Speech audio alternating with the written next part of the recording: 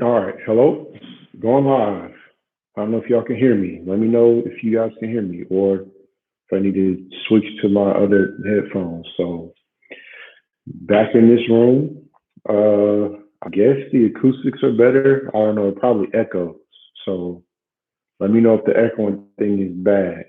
But yeah, I thought I would hop back on live again. Chat with anybody who wants to chat. I got a new subscriber. So thank you, Mark Woods, for subscribing. I appreciate it.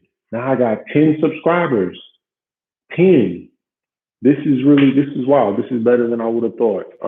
Faster than I would have thought. I got 10 subscribers in 28 days. Less than 28 days. I don't know how long I've been a channel, but I'll check my YouTube analytics later. Got 10 subscribers. I'm pretty excited about that. Um, so yeah, if anybody wants to talk, wants to chat comics, wants to chat about movies, um, I think Mark West, my new subscriber, actually brought up some interesting stuff I wanted to talk about on the stream since we kind of started a conversation on your boy Zack's most recent video. So I thought it was cool that he brought up some interesting political points about getting pushback and about having good faith conversations. And I think he's right. A lot of times, politics and media as a whole are very one sided. I think right now everything is um, meant to be politically correct, meant to be politically safe. You're meant to agree with everything that the majority brings up. Um, and I think you're just meant to accept the actions of the majority as moral. Um, and I understand to a certain degree why we've kind of overcorrected. I think in the past, especially in America, we have done so much wrong to so many different minority groups, and so many people have been marginalized that we tend to kind of overcorrect the other way and turn things into a, I guess, a society where everyone has to walk on eggshells all the time because no one wants to offend anybody. And I don't know if that's the right solution either. I'm not sure if that really is the right way to accomplish our goals either. Um, so yeah, I just thought I would get on, begin with that. Um, I mean, I'm not sure if that was you, Mark, or if somebody else I was talking to in the comments brought it up, but making the observation that specifically in the comic book realm, things began to become more safe and more politically correct when Iron Man 1 was first released is a really interesting point. I'm not sure who brought it up, who I was talking to on the other video on the comment section, but that's a very interesting observation. And I think it's a good point when you think of it from the context that once Marvel decided this is going to be our one canon in film, so basically our one canon in popular culture, all of the comics are naturally going to have to begin to dovetail towards this one new canon. And then as this one new canon coalesces, we also have to coalesce around whatever messaging, social or political messaging the films have. So it's actually a very interesting point that you begin with not being able to dissent on a canon level. So making Samuel Jackson's Nick Fury pop up in the comic books by saying it's Nick Fury Jr. Even though in the Ultimate Universe he already was Samuel Jackson, so not 100% sure what the purpose of that was. But by beginning there and saying, okay, we're going to make this character change, and this is the real version, you start to create a situation that almost drags everything in by a gravitational force. As the movies get bigger, they start to drag in more and more of the canon.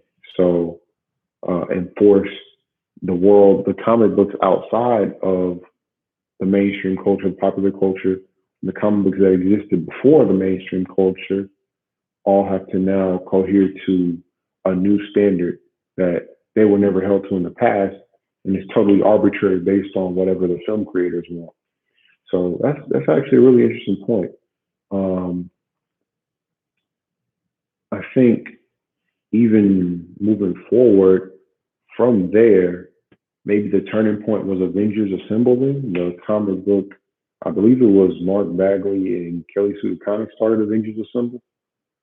So that kind of created a new comic book realm that was meant to replicate what was going on in the movie realm.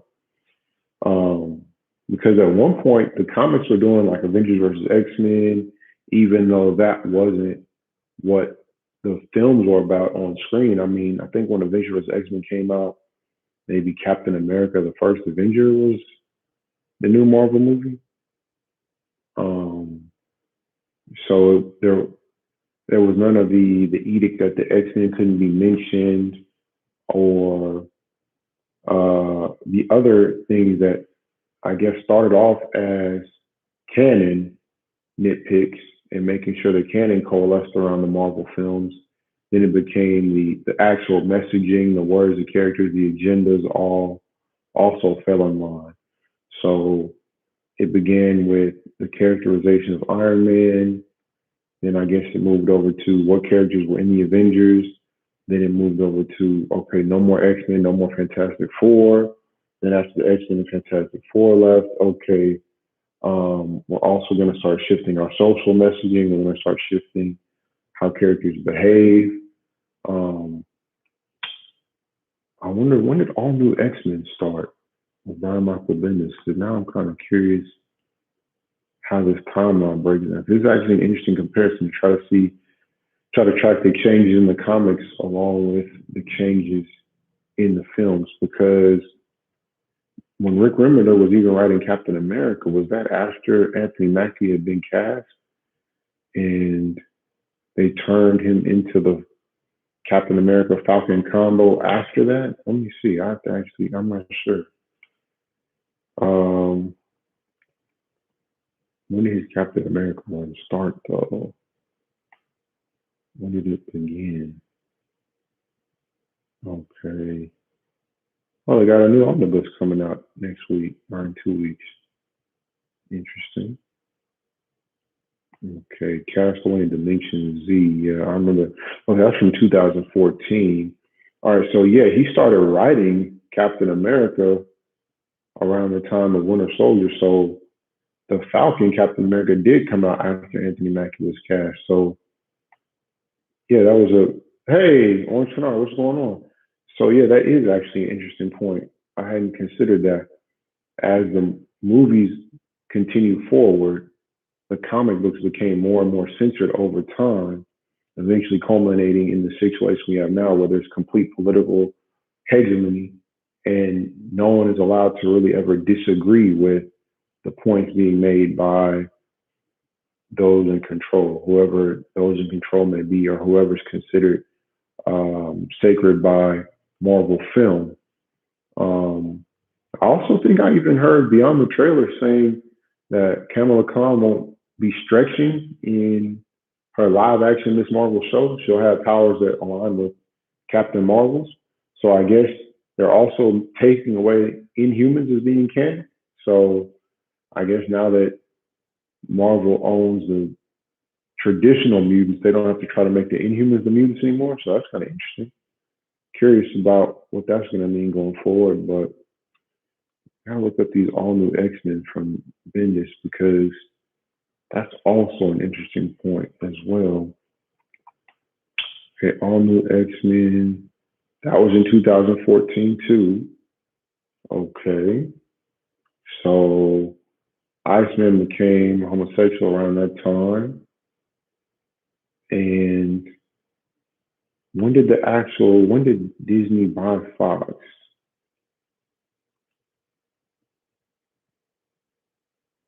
They bought them in 2017. Okay. So they bought them in 2017, but then when was Secret Wars? Because there was a time that the characters were kind of fallow there. Secret War, Jonathan Hickman. When did that come out? I want to say that was what, 2015? Yeah, it was 2015. So yeah, they hadn't closed the deal yet. Oh, whoa, man, my new subscribers here. Oh my goodness, I gotta give it up for my new subscribers showing up. Mr. West, how you doing? Mark West is here, the VIP of the chat, my newest subscriber. So this whole stream is dedicated to you, Mark West, new subscriber. Appreciate you stopping by. Thank you for liking the video too. So I appreciate you coming in. Orange Canar, how's the movie watching going? How's the Kubrick session going? Your Kubrick marathon. Where are you at in your Kubrick marathon? Um, but yeah, Mark, I was or West, Mark, Mr. West, whatever. However if you don't want me to call you Mark, just let me know in the chat. Anyway, oh yeah, let me know if y'all can't hear me too. I don't know if y'all can hear me, but anyway, yeah. So yeah, I started the stream and I was talking about the idea that Marvel film slowly over time went from curating the canon of what was acceptable in the comics to then curating the politics of the comics too. So it started off by creating the Iron Man canon, starting from 2008's Iron Man, and now that film universe is canon, one canon. Then they tried to transpose that canon over to the comic books. Then they went from transferring the canon over to the comic books to transferring the political leanings of the films into the comic books, which is interesting. I hadn't even thought about that. That's very interesting. Um, so yeah, I didn't know. I didn't know. Did we talk about that, or was that somebody else? Um, Mark, did we talk about that in the Zack chat, or did I get into that with somebody else? Either way, it was an interesting point. I don't know if you had anything you wanted to add on that point too. If you want to hop in the comments on it or hop in the chat and talk about it. Orange Canar, awesome man. What's up, Northwest? I don't care about the new Marvel that much. Okay, so Orange Canar, you said you don't care about the new Marvel that much. So if you don't care about the new Marvel, when did you stop caring? So Orange Canar, when did you stop caring about the Marvel movies, or did you ever care? Have you ever cared about the Kevin Feige Marvel Universe stuff at all? Did you ever care for that? Did that ever tickle your fancy? Have you liked any of the Iron Man 2, Incredible Hulk, Iron Man 3? Have you liked any of that stuff? Um, has that done anything for you? So yeah, Orange Canar, did you ever care about the Marvel stuff? All right, let me see here. I really like Spider-Man too. Oh wait, I don't care about new Marvel, but I am interested in the new Spider-Man coming out since Doc Ock might show up.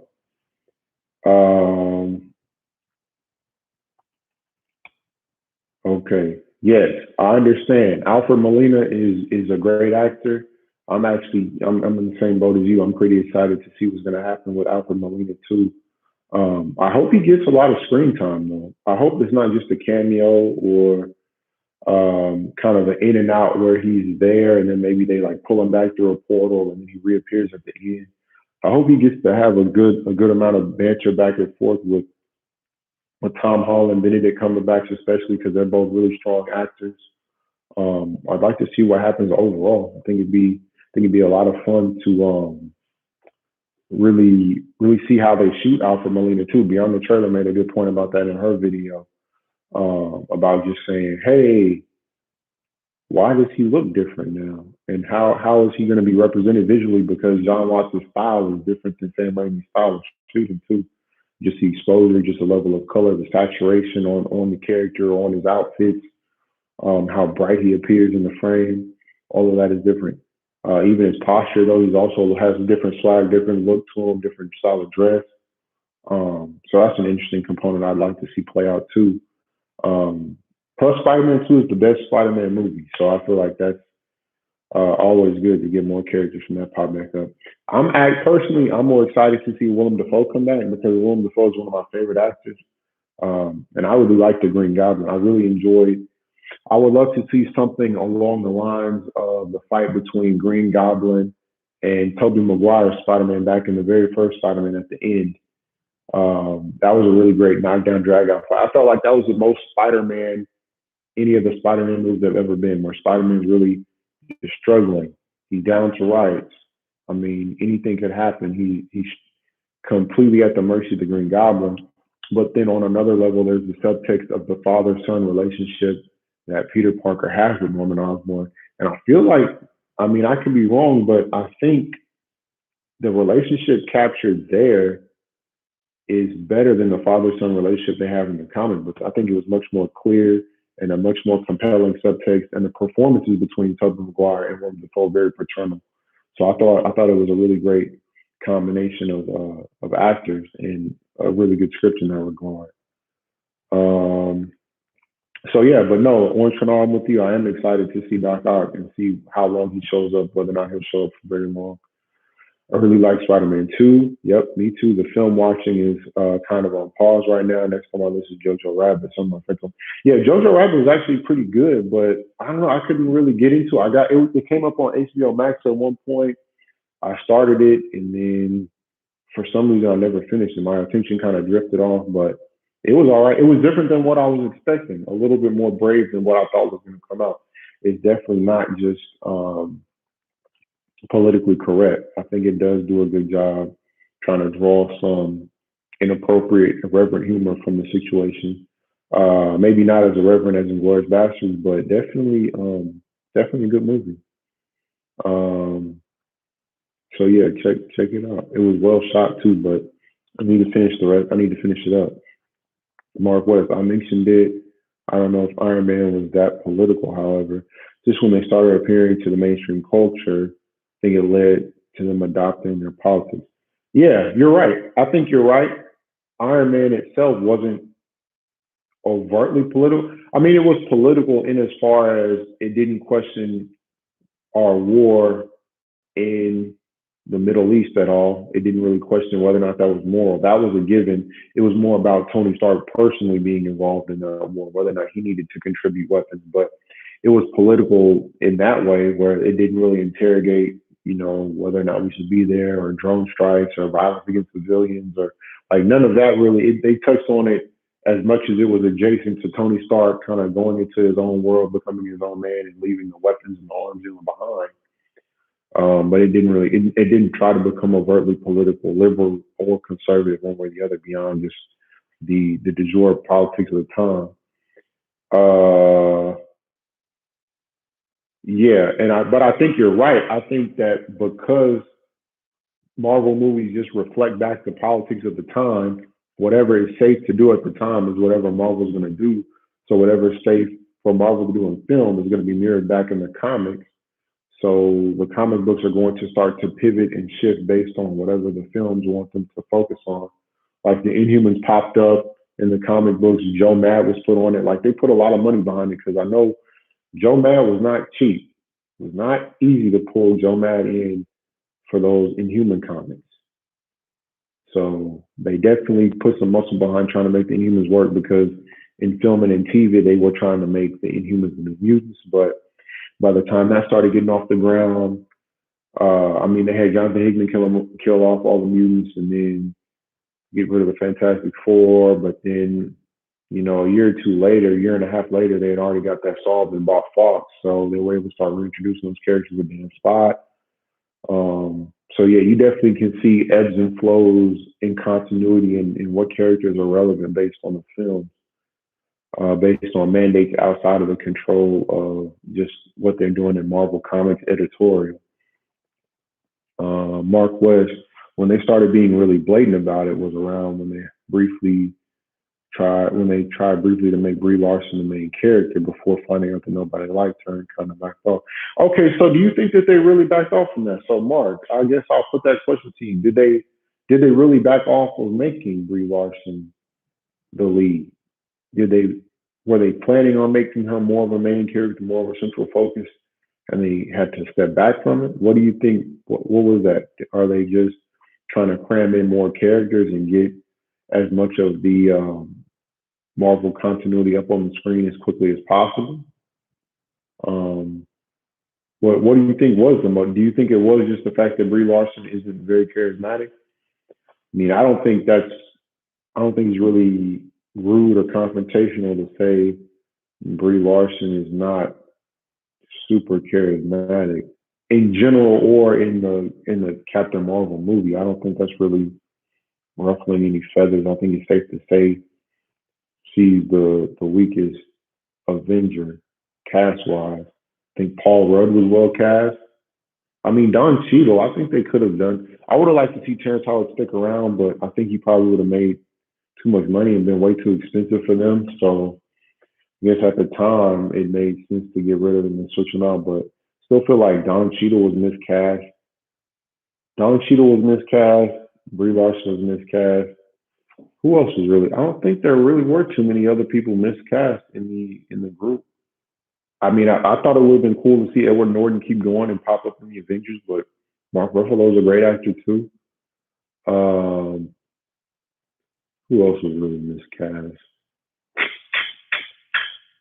I don't think anybody else really was miscast.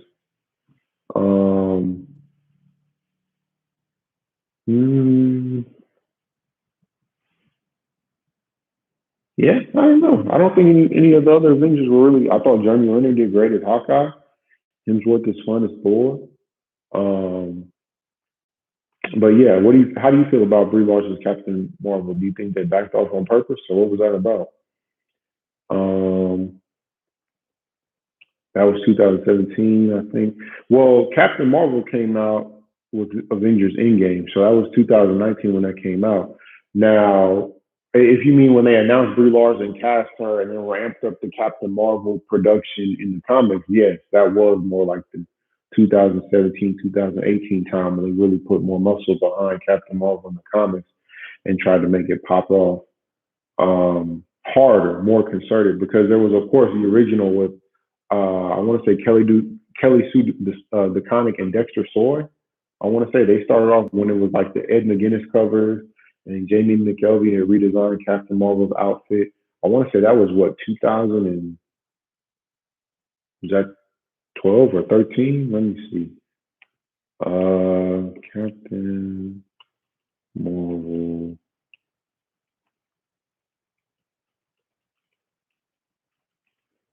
Let me see. When did he do those? When did that come out?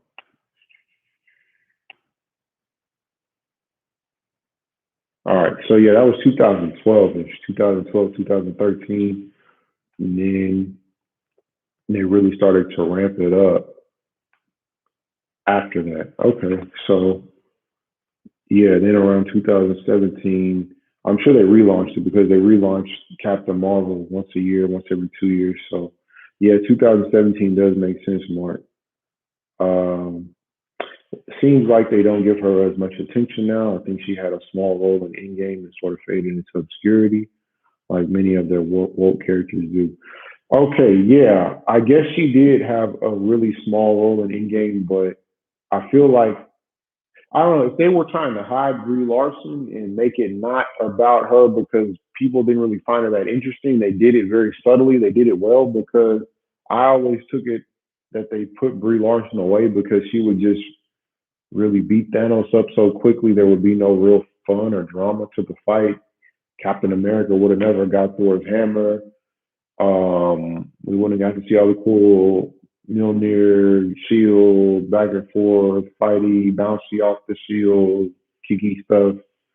So yeah, I thought it was more just trying to hold back on the Deus Ex Machina of Captain Marvel for as long as possible, and then just use her very sparingly, kind of in the background, taking out other stuff.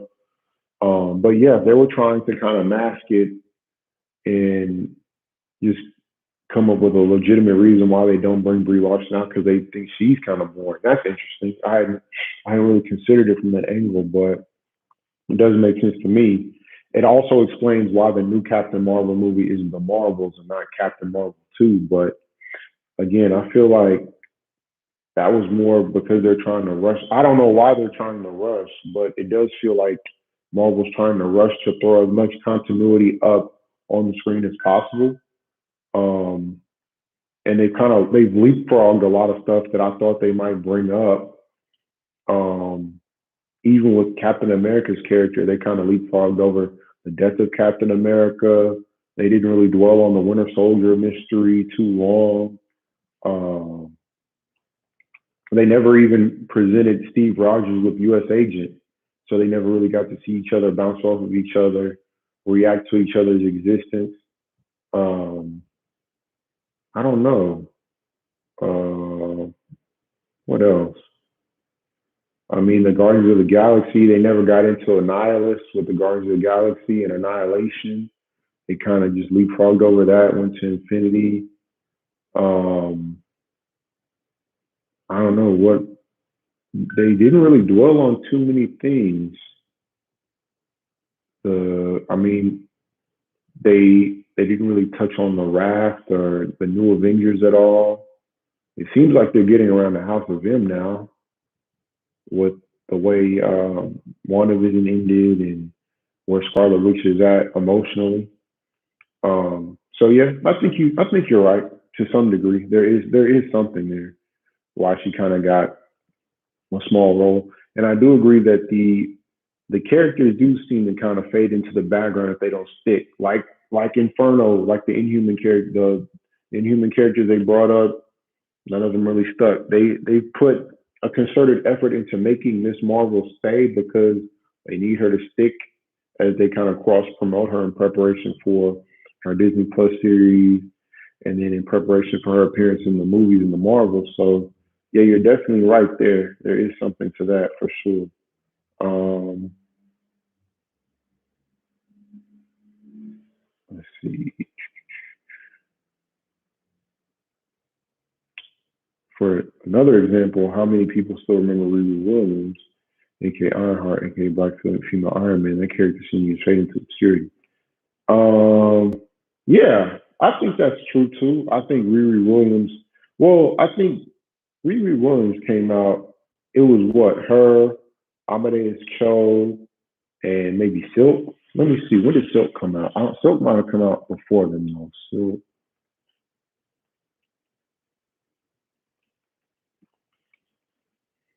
When did Silk first come out? No, Silk first came out 2014. So she was a little bit before because I think Amadeus Cho became Hulk around the time of Riri Williams.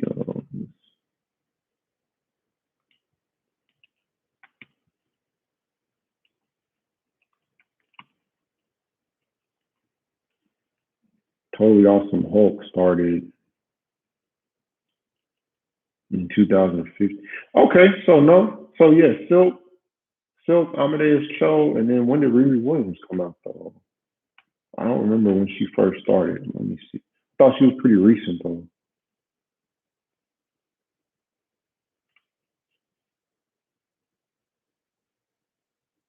Okay, no. So yeah, Silk was around the time. So it was Silk, Amadeus Cho, Riri Williams, and I don't know. Do y'all remember anybody else? All I remember is Silk, Riri Williams, and Amadeus Cho as the ones that came out at around that time. So yeah, they all did pretty much fade away. I don't think Silk is around anymore. But I think Silk might pop up in the Spider-Verse movie. Um, so yeah, that'll be interesting to see. I think a lot of those characters were created just so Marvel Film would have some character to pull from later on. They knew it was almost like just throwing up a tent just as fast as possible to try to claim as much land as possible when you're in the frontier. They wanted to just create a ton of different characters of different races and different backgrounds using the old characters in case they needed to use some version of one of them. Like I'm sure there was a conversation about, okay, maybe we don't do the She-Hulk show, maybe we do the Amadeus Cho show, and we make Amadeus Cho Hulk instead of She-Hulk. So I'm sure that was a conversation. They were like, no, well, let's use this version. Like I'm sure they created as many versions of all the characters as possible so they could then pick which versions of which ones so they could create that correct diversity rainbow that's perfectly calibrated. um, which I understand to some degree because you do want to try to make your characters representative of the world that you're selling the characters to. But at the same time, I hope there's a focus on making the stories work and making the stories good and make sense. I would say that would be more the ideal that they put an emphasis on making a good team and then worry about it being diverse. I think um, I don't know that it was very well received when it happened, but I think when Brian Michael Bendis made the new Avengers, I thought that was a great idea. Just not really worrying about what characters are traditionally Avengers, what characters aren't traditionally Avengers. Let's just put all the best characters together on one team and see what happens. The Century was an interesting addition there too. I'm curious to see if they ever bring up those characters that are way beyond the power levels of all the other Marvel heroes, like the Sentries and the Blue Marvels, and just like the crazily powerful people that have no business really being around the rest of these characters because they will just destroy them, and there's no point in them existing. In a grounded world. I'm curious to see how grounded they're keeping it because it seems like they're going really far out there, going super crazy with something like a Kane, but then they're also going to Moon Knight, they're going to She-Hulk, they're going to Hawkeye. So it seems like they're trying to keep a foot in both or try to calibrate it and balance it between super outrageously powerful people and weaker power people. But um, if you're doing Blue Marvel or you throw in the Century, you're really going down an extreme. You're tipping the scales towards super powerful, ridiculous craziness, and there's no reason for Hawkeye or She-Hulk or Moon Knight or people like that to be in the fight when it's super crazy powerful people like them around. Especially if Captain Marvel's already there too. Orange Canard, what's up? I haven't heard anything from you, or I didn't catch you really in the chat. Um, you're right. They definitely have to emphasize it because if they treat minority characters as people, they won't get the recognition for diversity. Yeah, I think they okay. It's a delicate balance. I think they for a marketing reason they would have to emphasize the character's race, but from a storytelling perspective, if they don't have anything interesting to say with the character will naturally fall away over time and just burn out. So you have to find that balance between making a character interesting and leaning on their identity as a crutch to get people interested at the beginning. Um, I think Miles Morales is a good version, a good example of that. But then the question becomes, did Miles Morales ever really push units as a character in the comic books? I would say not really because I want to say he was in the Ultimates with maybe like Michael Fief drawing writing it and Malono Giannis. I think he was the artist. Let me see if that's actually true though, or see if I want to say that was Michael Fief writing the Ultimate. I really enjoyed that series, but I think I'm the only person in America that read it. But I want to say Miles Morales was on that team, and I really liked what they did with that team. Oh yeah, it was Miles Morales. Okay, it looked like it was Miles Morales, Cloak, Dagger, yeah, Spider. Okay, all right, yeah, so I'm right. So yeah, that was Michael. That was Michael Fief, and that was 2014. So yeah, I thought that was cool. I like those characters. Um, but yeah, on tonight we were just talking about some Marvel stuff, but um, so what are you up to? You said you were taking a pause on the movie thing. What you got going on? If you're not watching any movies right now, are you just reflecting back on the movie you were watching, meditating, trying to think about how they affected you, trying to think about how you can use it as you create your own stories, or what? What kind of what's been on your mind with that on the movie side? Um, but yeah, Mark, when it comes to treating minority characters as people, I mean, they have like I'm trying to think of DC. I feel like has a better track record. Mr. Terrific is something else outside of his racial identity. John Stewart is a veteran outside his racial identity. Even Simon Baz, is different. He's something else outside of just being Muslim. He's like a car thief, which is interesting. I'm very surprised that DC has not tried to make Simon Baz into a character that they put in film, because Fast and Furious really took off, and then it seems like people have a hunger for Zack Snyder's Justice League, but they really haven't tried to do anything with that character at all. So that's, I don't know, very strange. They don't have to pay anybody a big check because Simon Baz is a derivative Green Lantern, so it's not like they have to really cut Jeff Johns some huge licensing fee or pay him every time Simon Baz is brought up or something. So I don't know. I would have thought Simon Baz would get used as soon as people started seeing those returns on the Fast and Furious 7, Fast and Furious 8, 9, all the money they've been making. So I don't know. On the Marvel side, though, I don't know what minority characters really got attention for just their personality or just the things they go through outside of any kind of racial identity.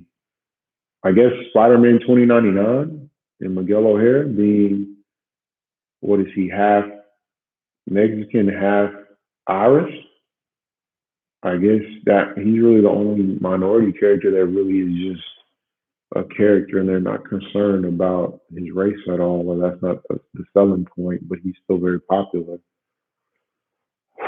Who else? Mm, I mean, War Machine, but I don't know if War Machine has really ever moved units. I mean, he was Iron Patriot for a while, and I think Alex Scott wrote Iron Patriot, and that was pretty well received. But again, I don't think it moved units. I think it got canceled pretty quick. And then, but Iron Patriot and Captain Marvel were in a relationship, and that was what it was for a while. Mm, Silver Samurai, but Silver Samurai never really been the focus of a story.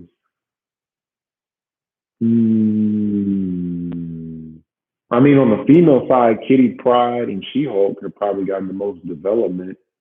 Storm, they they kind of exist and they're fairly popular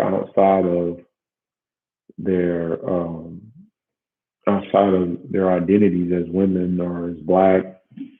Um, Matter of fact, Storm had a really good miniseries, but I can't remember who drew it.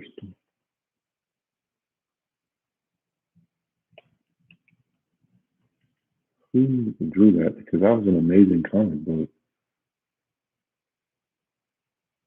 What was that? Who wrote that? Who drew it? But it looked really good. That was Greg Pak that wrote that. Wow, I did not remember that at all. Who wrote it? Victor Ibanez drew it. Victor Ibanez is a great artist. My goodness, Storm book was amazing. That was that was an amazing book. So yeah, everybody go get all Victor Ibanez's books. Got to check out Victor Ibanez. His art is amazing. Um,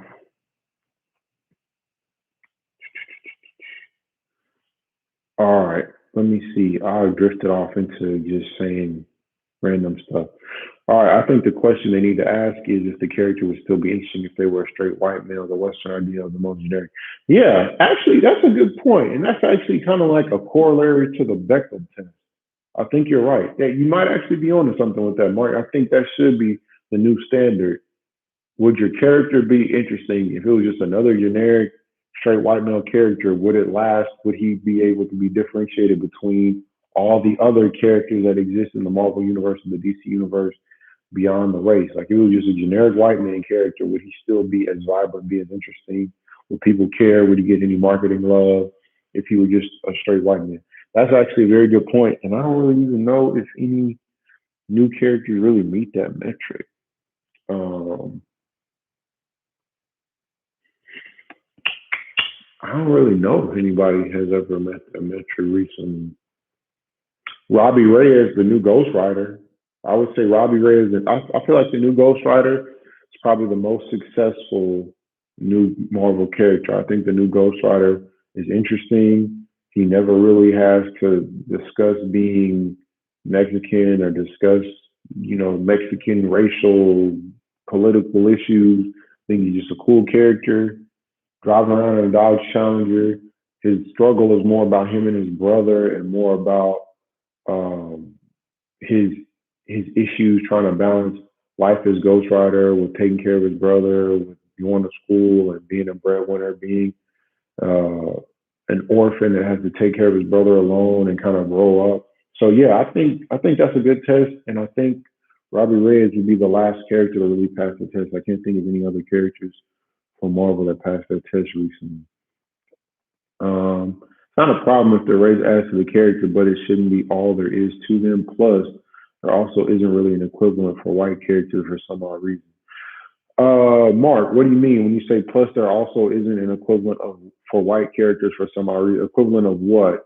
An equivalent of just like a generic character?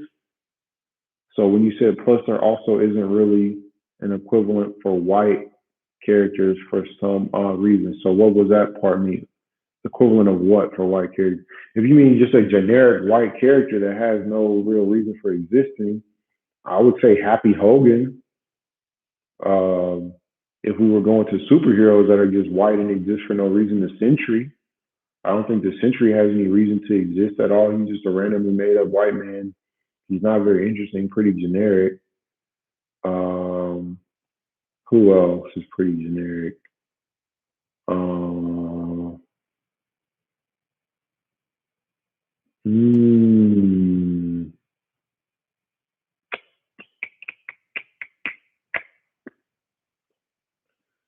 I mean, Iron Fist and Shang-Chi are both pretty generic. You have to kind of dig into those characters to really find what makes them unique.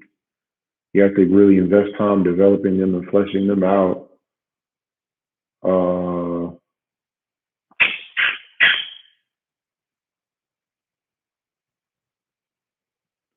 I feel like there are a few. If you mean from a generic, just a generic white man standpoint, I think there are a few generic white men in comics overall, but definitely in Marvel because I feel like all of DC's characters are very distinct. Shazam is very different from Superman, very different from Batman, very different from. I mean, I guess you could say Green Lantern. I mean, Green Arrow and Batman are similar because they're both rich, but then Green Arrow is very bleeding heart liberal. Batman is off doing his own thing.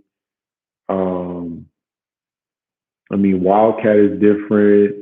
I mean, all the white main characters in DC, I feel like all have their own lanes and all of just Hawkman is different, but anyway, I feel like Hawkman should be black anyway, but that's neither here nor there. I feel like the DC, the white characters, Wonder Woman is different from Superman and different from Flash. I feel like they all have their own lanes and their own personalities that are all well defined. I don't know that all. I don't know that Marvel has that many distinct personalities. Anyway, it's not a problem if the race as the character. Okay, I read that part. Would it really be so problematic if a character has strong Irish roots, for example? Well, no, and they have that. That's actually Banshee. So you're right about that. Banshee is a character that just has strong Irish roots, and they bring it up a lot of X Men First Class too. So you're right. I don't think it's as common now. I don't think it's as prevalent now. But I mean, even with Alpha Flight, a lot of the Alpha Flight characters, their cultural identity is tied up in some level of Canadianness or whiteness or something. So there's Alpha Flight, there's Banshee.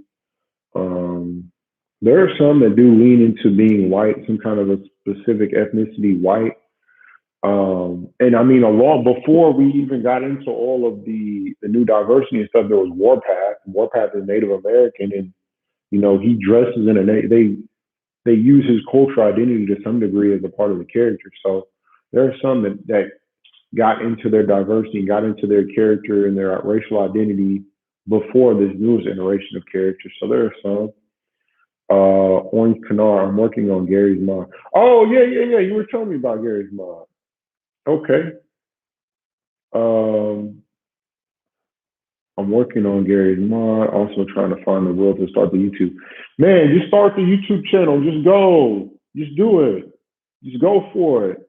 You're gonna have two people watch your live stream, just like me. And that's okay. I appreciate all two of the people watching. Or three, I don't know. I can't really tell. It doesn't show me who's watching. I can't really see who is or isn't watching the live stream. I know it's Orange Canard here and Mark West is here, but other than that, and I only know that because y'all are chatting. Like if y'all didn't chat, I really would have no way to know who's here and who's not. Um, this YouTube interface does not give me a lot to go on if y'all don't chat. But anyway, all right. So working on Gary's mod. How's the Gary's mod going? What's that like? How's that been coming for you? Here's my film. So like a video game cartoon. Okay, so it's like a video game cartoon. So do you animate? Are you an animator yourself, or are you coming at the Gary Vaughn thing from like a production standpoint as a producer, trying to coordinate talent and trying to pull together some people? Because if you're in Canada, you said you are Canadian, right? If you're in Canada, there's definitely a lot of talent for you to pull from. Quite a lot of people that you can really meet up with and put together a mod. Definitely, there's quite a few people. Or I'm sorry, a film, an animated film. Titmouse Animation has a Canadian arm. A lot of the VFX studios have bases in Canada. So yeah, you definitely, if you're looking for talent, you're just trying to work as a producer, there's definitely a lot of animators to collaborate with in Canada for sure. Mark West, like Miss Marvel, for example. How interesting would she really be if she was a white Christianish male? And all there really is to the character is giant punchy hands. Well, Mark, I would say the white corollary to Miss Marvel would be like a maybe like an Amish person. I would say that would be more of the deal. Like maybe if there was a white Amish woman and she had these powers, but it was kind of outside of her cultural norm to engage with the outside world to the degree that she's engaging with this. So I don't know, or even okay, if we were to go the Christian route, like an Orthodox Christian or something, like maybe a Greek Orthodox or something along those lines, and she would still kind of expect to, have a curfew and kind of have more traditional, more conservative values, but balancing that with trying to be a hero and trying to just live your life as an American in a culture that isn't really geared toward conservative behaviors or values for kids. So I think Miss Marvel, Miss Marvel is not always used to her full potential, but I think the character has potential outside of the racial element. And the reason why I would say Miss Marvel has some potential outside of just her racial element is because of her age. I think if Miss Marvel is just a generic, like Captain Marvel age person or a Wasp age person or Black Widow age person, I would say she doesn't really have a reason to exist. But I think in her current age group, she works as that Spider-Man level hero because Nova could be that hero, but Nova's so far away with the space elements and being able to just join the Nova Corps whenever and get into the intergalactic stuff. So he's not really that teen point of view. So Miss Marvel works as that Peter Parker street level point of view hero because Spider-Man is kind of like, I don't know, Spider-Man's age always fluctuates, but he's kind of like between 25 and 35. Like he's not really the street level teen angst trying to make it work type guy anymore. Um, let's see. Then all there is punching hands. And also, yeah, to your point about when it comes to punching hands, they're also taking away her punching hands too. So will she really have any flavor that makes her distinct in live action? I don't know. And I don't really remember how old the actress is they're casting for Kamala Khan. So yeah, I don't know if there will really be that much to distinguish her in live action. She might be kind of generic. When they bring her to life in live action, she might be kind of generic. Um, there's this idea that in the old days characters were made with the whole point of being white, when that isn't really the case. The European ancestry was never really their identity.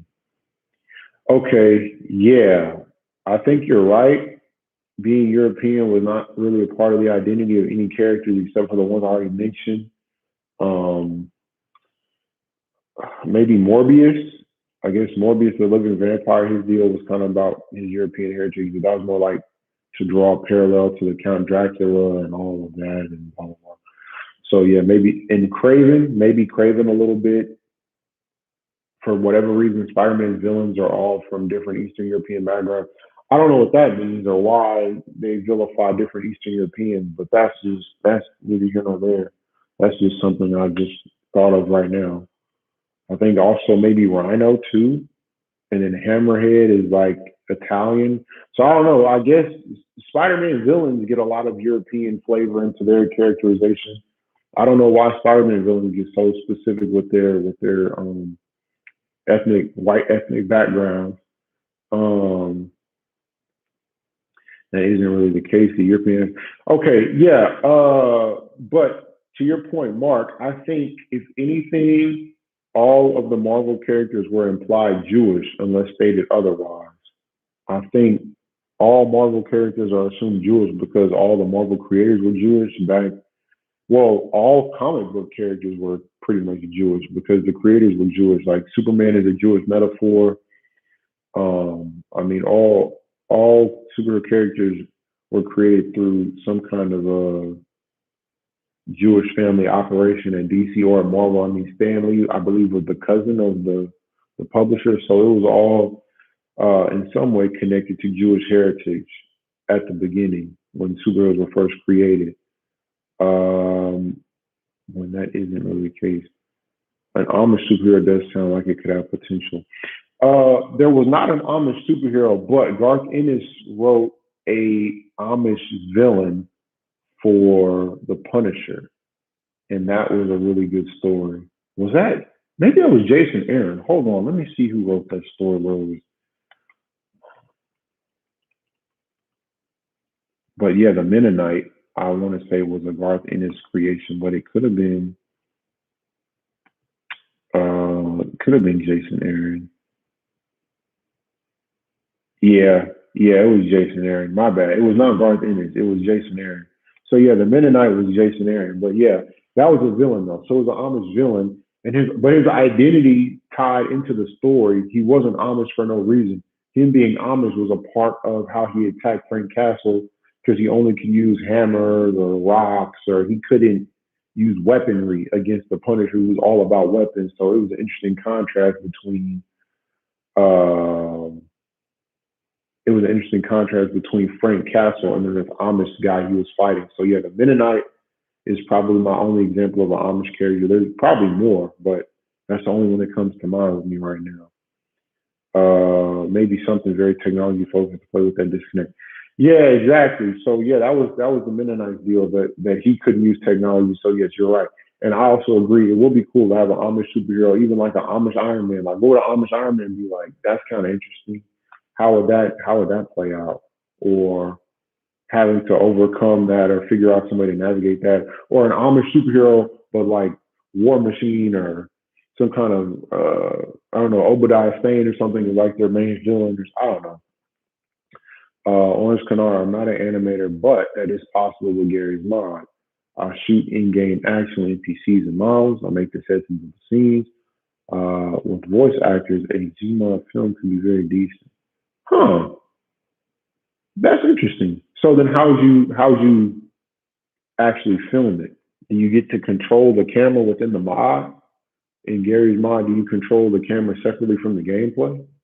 So that's kind of interesting. Or do you just you play the game and just record yourself playing the game, and then later on, kind of like zoom in or change focus and like edit together different playthroughs? What I'm doing is like a silent film. Gary's mod is very humorous and you want to do some shit. Oh. So it's a silent film, silent comedy. So like a Charlie Chaplin, like a slapstick. Like what when you say it's humorous, is like a slapstick, like a more broad kind of comedy. Mark West, Marvel characters being ethnically Jewish. I would definitely mess with the narrative of today, since that's an extreme. I know. Yeah, I don't know why they don't really touch on Marvel characters being Jewish, because I believe even Captain America had some kind of Jewish heritage at one point. But I know for a fact Spider Man definitely has a Jewish background. Um, but yeah, most of those characters, I want to say maybe even Bruce Banner, not Daredevil, because of course Daredevil has that Catholic connection, but even Daredevil Catholic connection was Frank Miller's doing, if I remember correctly. I don't think him being Catholic was there at the beginning. I think Frank Miller saw an interesting opportunity to make a devil Christian and just went with that. Um, but yeah, I want to say those early, like Ben Grimm. I'm pretty sure Benjamin Grimm is Jewish. Um, I don't know. I want to say Johnny Storm and Sue Storm are Jewish, and the Storm is like the Americanization, like how,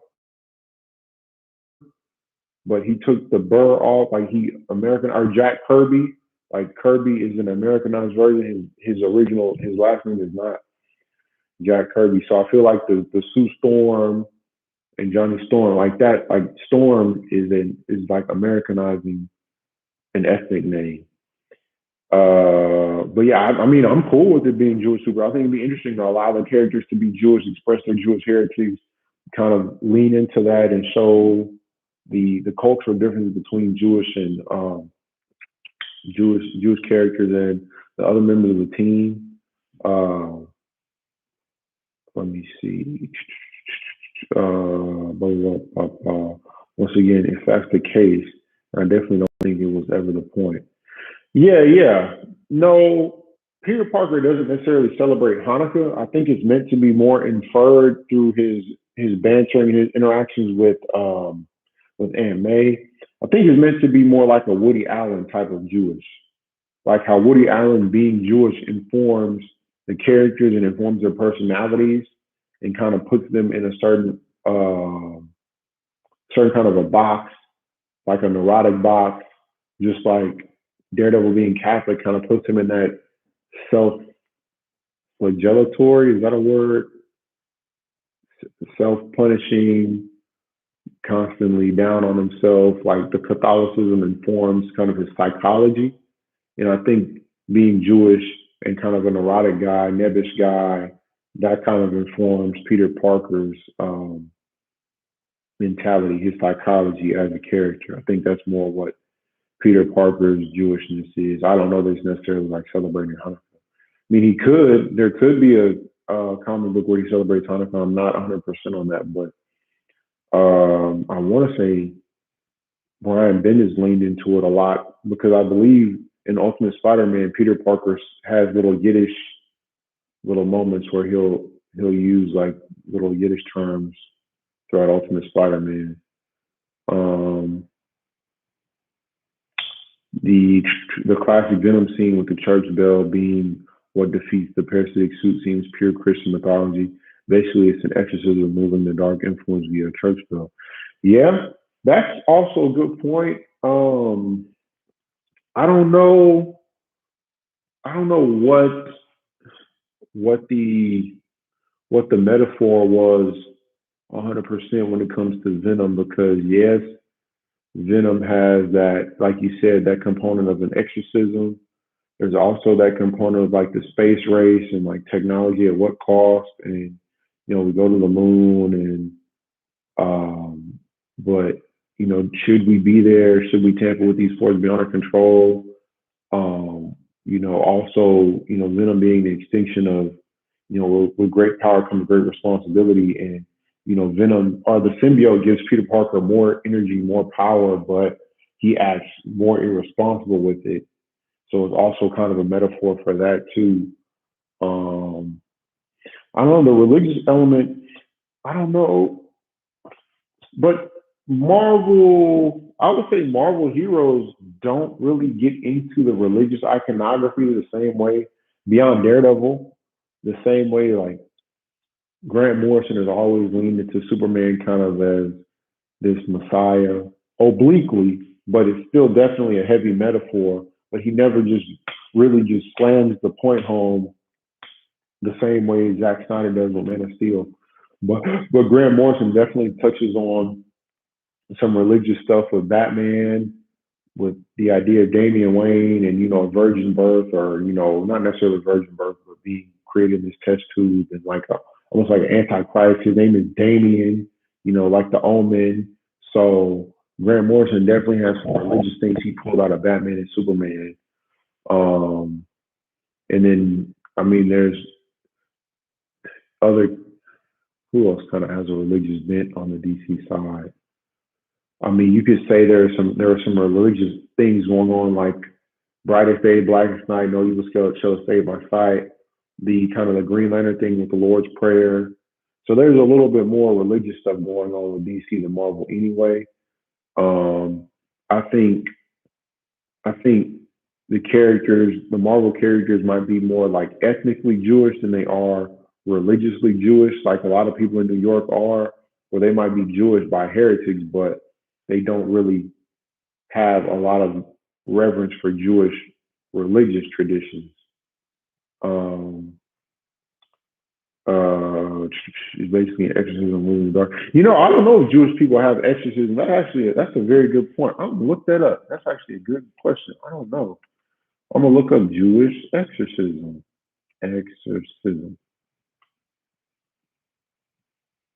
Okay, the possession is a Jewish. I didn't know the possession was even a Jewish exorcism movie. Uh, so apparently there are Jewish exorcists. Okay, I don't know. It looks like there's an entire process here. I just typed it in online.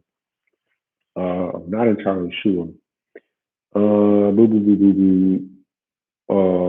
Sure there's a Jewish equivalent. Yeah, I don't know if there's a Jewish equivalent to like the bell and all of that because I don't. Do they do bells? Is that against their technology ban? Because I know on the Sabbath day you can't have technology or electricity, just like the Amish people. Anyway, Orange Canar. Usually I have to make a ridiculous camera rig in the game to get certain stuff.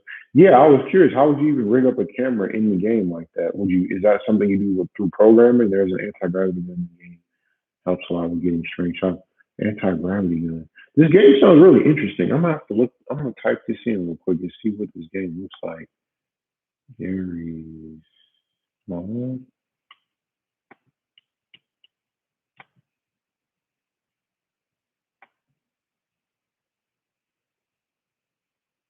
Yeah, it does look kind of like Second Life. Interesting. Huh.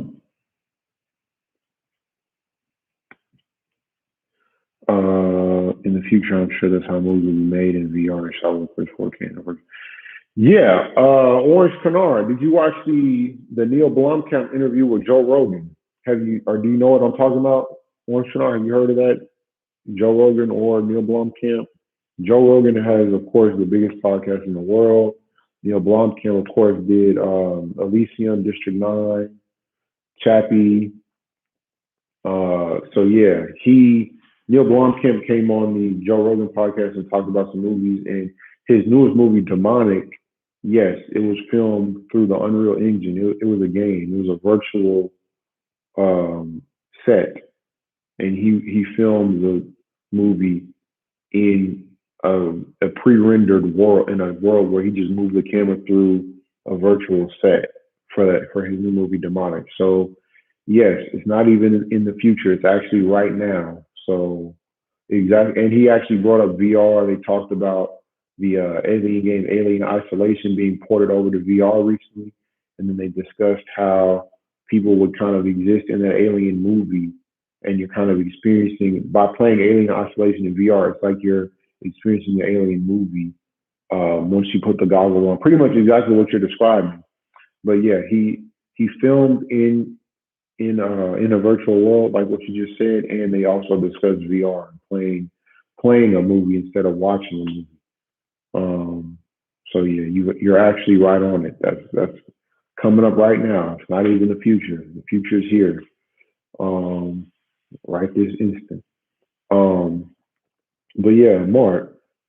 So it's like the new Star Wars movies, but way more honest. Those are pretty much entirely animated. Yeah. Um. I, well, The Star Wars stuff is the Star Wars movies were filmed in London on big sound stages with CGI in the backgrounds, and they actually just built up and then made computer generated backgrounds and built above so people would be able to walk underneath the sets. but some of it was practical. Now for the Mandalorian, none of it was practical. None of the Mandalorian was filmed practically. The Mandalorian was filmed. Have y'all seen that? The behind the scenes of how the Mandalorian was made. The Mandalorian was made with really big green screens, 360 green screens, or not 360. I'm sorry, not 360 green screens. The Mandalorian was made with big projectors. So all the way around were backlit three-dimensional landscapes. They pre-rendered out the landscapes like virtual worlds, like Orange County, like what you were talking about. There's just a row of walls all the way around the actors. So as they walk through a scene, the background scrolls through a virtual world. Did y'all see that? The new Mandalorian stuff, the behind the scenes on that? That was pretty interesting. I believe it's been used in one or two other movies. I can't remember what movies they were on. Maybe commercials. Um, but yeah, you're right, Mark. You're definitely right. They might as well just film everything in a video game. Definitely. I also think the new Lion King movie was completely animated. Yeah, the new Lion King was completely animated. There were no live action animals. Yeah, I'm definitely on your side with the Lion King live action thing. I don't understand how they got away with calling it live action. That's definitely false advertising. The Lion King movie had no real backgrounds, no real animals, no rotoscoping, no animatronics, like nothing happened in front of a real camera. So you're definitely right. It was false advertising. The most recent Lion King movie also wasn't that good to me either. It was very strange and very boring and very dark. It was really darkly lit and not at all. It was, I don't know, it was weird because like you said, it was 100% animated, 100% fake. They could have made the animals do anything, jump, fly, do backflips, sing and be more animated with their mouth movements and expressions and stuff. But yeah, no, it was very stiff, boring, and gray. I guess to replicate how real animals would walk and talk, but I don't know how real animals would talk. So that by itself is kind of an oxymoron. It was unnecessarily boring. If they were going to be animated, they should just gone all the way in and just fully animated, made it crazy. Um, uh, yeah, it is false advertising. Yes, not that anyone can stand up to Disney. Yeah, there's really nothing you can do to Disney at this point. All their contracts are ironclad, and all their lawyers are very well paid. Uh, so there's really no, even if there are holes, their lawyers are willing to a immediately put you under a non-disclosure, and then b bring everything to arbitration or drag it out as long as possible because they can afford any court fees. The only time they really tried to settle and avoid court was with Jack Kirby's estate, I believe, because there were a lot of shenanigans and weird paperwork mishaps and strange dealings going on with Jack Kirby. So I believe his family settled for, I don't know, was it $100 million? I don't have to see, $10 million, something $1 million. Jack Kirby estate settled. Okay, yeah.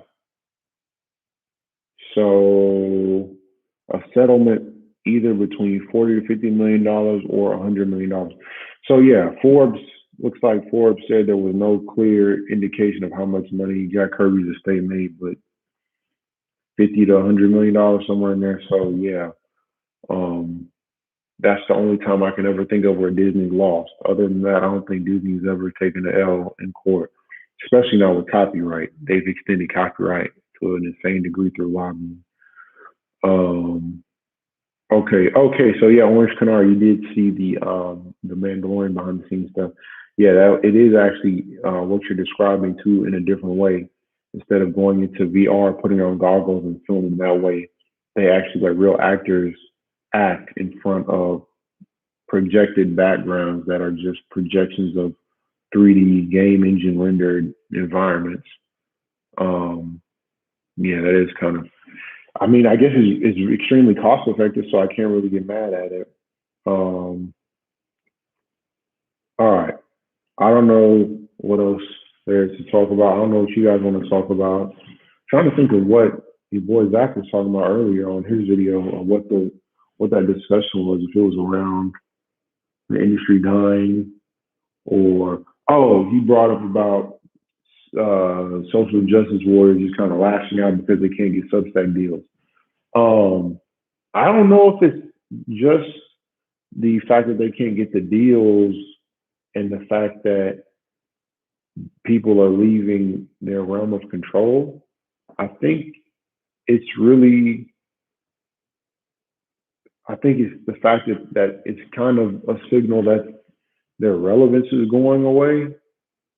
Because I don't think they care about necessarily being in control. I think it's more about the attention and being relevant. So I think that's the biggest threat, because if people's attention shifts away from Marvel and DC, then Marvel and DC comics, I'm sorry, the books, when people's attention shifts away from Marvel and DC comic books, I think that is more of their problem.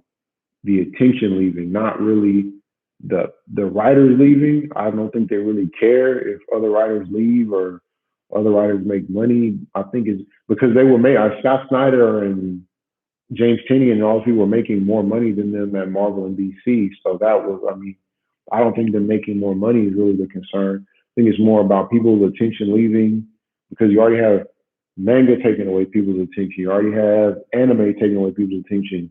Live action, DCEU, and MCU movies taking away people's attention. So the comic book relevance is really their last bit of relevance. So if everyone leaves to follow these other creators off, I think that's more their fear, is being left and no one is there to really read it, not whether or not, they can control those people. Because I mean, to a certain degree, they don't really control Sean Gordon Murphy. He just pretty much does what he wants, doesn't engage with anything Comicsgate, nor does he really engage with anything anti-Comicsgate. He just does his own thing outside of anyone's real purview or control. I mean, someone like John Ridley doing Batman, he pretty much does what he does. He doesn't really say anything. I mean, some of his books are more political than others, but he doesn't really outright say, I'm anti this, anti that. So yeah, I think some people are beyond control and that doesn't bother them. They don't really care. Joe Quesada or something like that, like he just pops in and does what he wants, draws a cover, does whatever, boo boo boo. He just hops in and out as he feels necessary. He's not controlled, but I think it's more about relevance. I think it's always about eyeballs and attention, and as people's attention shifts, that's more what makes people that consider themselves SJW or soldiers or people that are woke, whatever. I think they're more concerned about losing attention and just not being. I think somebody said that in the comments too, kind of like Joker and Arkham Knight, where it's more concerned about I want people to acknowledge. Mark West, the comic industry is dying, will just lead to manga taking over. Well, I mean, manga's already really taken over, honestly. Manga's pretty much taking over actively now. Now I don't 100% understand why Marvel and DC haven't admitted that Marvel and DC are no longer relevant and manga's taking over. And I wish they would be more aggressive about the way they move to try to strike back against manga and make bigger stories, bigger characters, make the books cheaper, get them out in more places, change distribution approaches. So I like that DC is on Webtoon. I like that Marvel moved to Penguin to change their distribution. So I see them taking those steps, but they're not doing enough radical stuff all at once, bringing in some new voices, new energy, new character designs, new stories. More people like Donnie Cates, more people like who else is really energetic in Marvel? More people like Jonathan Hickman. More people like I'm trying to think of the Black Widow writer right now. even more people such like Nick Spencer that were doing some cool things with Kindred and Spider-Man and kind of putting him in a crazy scenario that you really would normally see Spider-Man in with this last big story before he left to go to Substack. Um, More stuff like that, getting bigger. I feel like comic books are dwindling in relevance and just kind of accepting the fact that they're becoming less relevant and just kind of drifting off instead of trying to really go out with a bang if they're going to go out and be as bombastic and loud and powerful as possible and really hit with a lot of crazy impactful stories or trying to bring back Todd McFarlane for an issue, trying to bring back Rob Liefeld for some covers or an issue, trying to bring back Wolf Portacio, Valentino, Mark Silvestri for a mini series or something. Because they're not doing anything. Mark Silvestri's not drawing any comic books. I don't even think he's writing anything right now. Eric Larson is doing Savage Dragon, but he could put it down for a little while or hire somebody to come do a Savage Dragon issue or he does a Marvel issue. Going further back, Ann Nocenti, Joe Duffy, Chuck Dixon, Graham Nolan, um, Arthur Adams to a lesser extent because he does covers now anyway, so he's still around. But Mike Mignola, there's people that they could bring back that haven't been around in a while. Dan Abnett Lanning, they kind of pop in and out. They could come back in a big way and really do some interesting stuff. Shucks, bring in just someone like George R. Martin. I mean, anything. Try it, just go crazy. I think trying to hire some manga artists. I mean, a lot of those Japanese manga artists are not paid very well, so you could easily call, and they would have a much easier schedule on an American comic book release schedule than a weekly Japanese schedule. So, I mean, you could definitely headhunt some of the Shonen Jump artists, especially because Shonen Jump is cutthroat. And Shonen Jump, if you're not performing in a few weeks, if you're not catching on by week 3 and 4, they get you out of there. So Marvel and DC could easily scoop up some of these Shonen Jump authors that kind of fall off in between the pitches to get back in weekly Shonen Jump. They could definitely come in and knock out some comic books for mainstream here in America.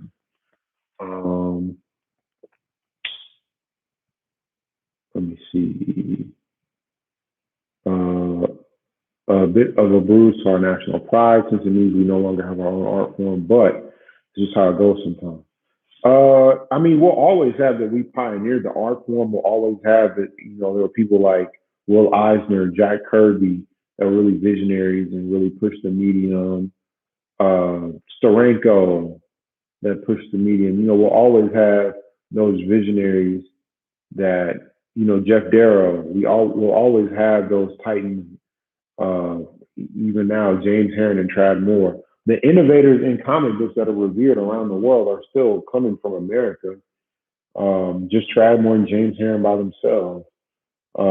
They've got shows and galleries. They're considered artists, fine artists.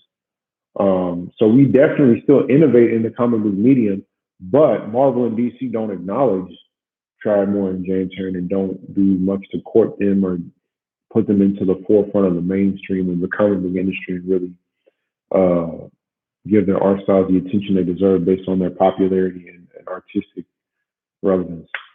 But yeah, we're definitely no longer relevant. Manga is definitely way more relevant because, and I believe comments by Perch brought this up, that anime, and maybe even Thinking Critical, anime films are direct translations of what goes on in manga books.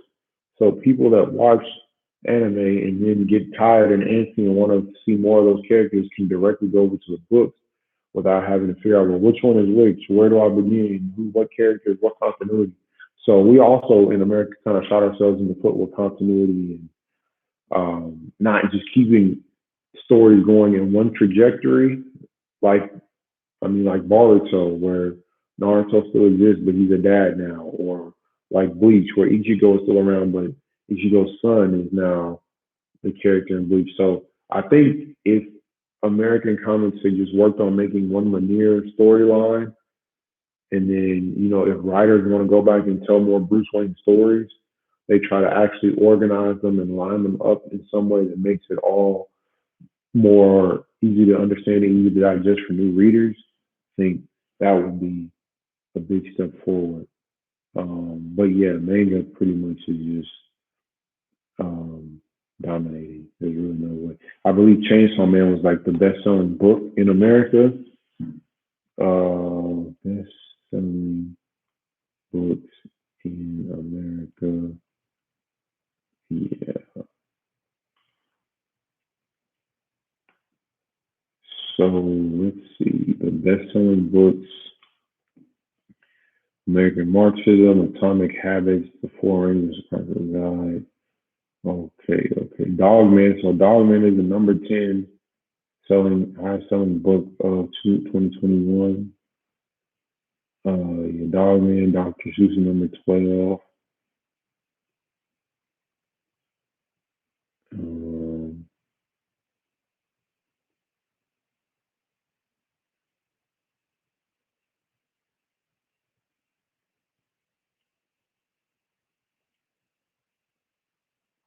Let me see. I want to say I read that Chainsaw Man was one of the best selling books, but looks like it was Dogman at number 10. But let me see where Chainsaw Man fell. I'm going to just search Chainsaw Man Volume 1 and see what that tells us. Hopefully. Chainsaw Man Volume 1 is. Oh, okay. So Chainsaw Man is actually 8,000 in all books, number 51 in manga. So on Amazon, looks like My Hero Academia is actually the bestseller, followed by Demon Slayer, and then of course Berserk because the author Miura died this year too. But it's also a great comic book, so that's not really a diss. Um, so yeah, it looks like Jujutsu, My Hero Academia, and Demon Slayer, and that's how it is in Japan too. So yeah, um, at least it will be a lesson learned. It won't go broke. Anyone independent making comments on movies or video games will hopefully get the message and not dilute their stories. Yeah, I mean, get woke, go broke to an extent, yeah, but I think the slogan kind of hides the nuance in it. It's not so much that you're woke, so you're going broke. Because I mean, you could say Fast and Furious is woke because it has an ethnically ambiguous lead. Most of the cast is black. I don't think there are any white people in the Fast and Furious main cast. I guess Jason Statham, but he popped up kind of like Vin Diesel's white.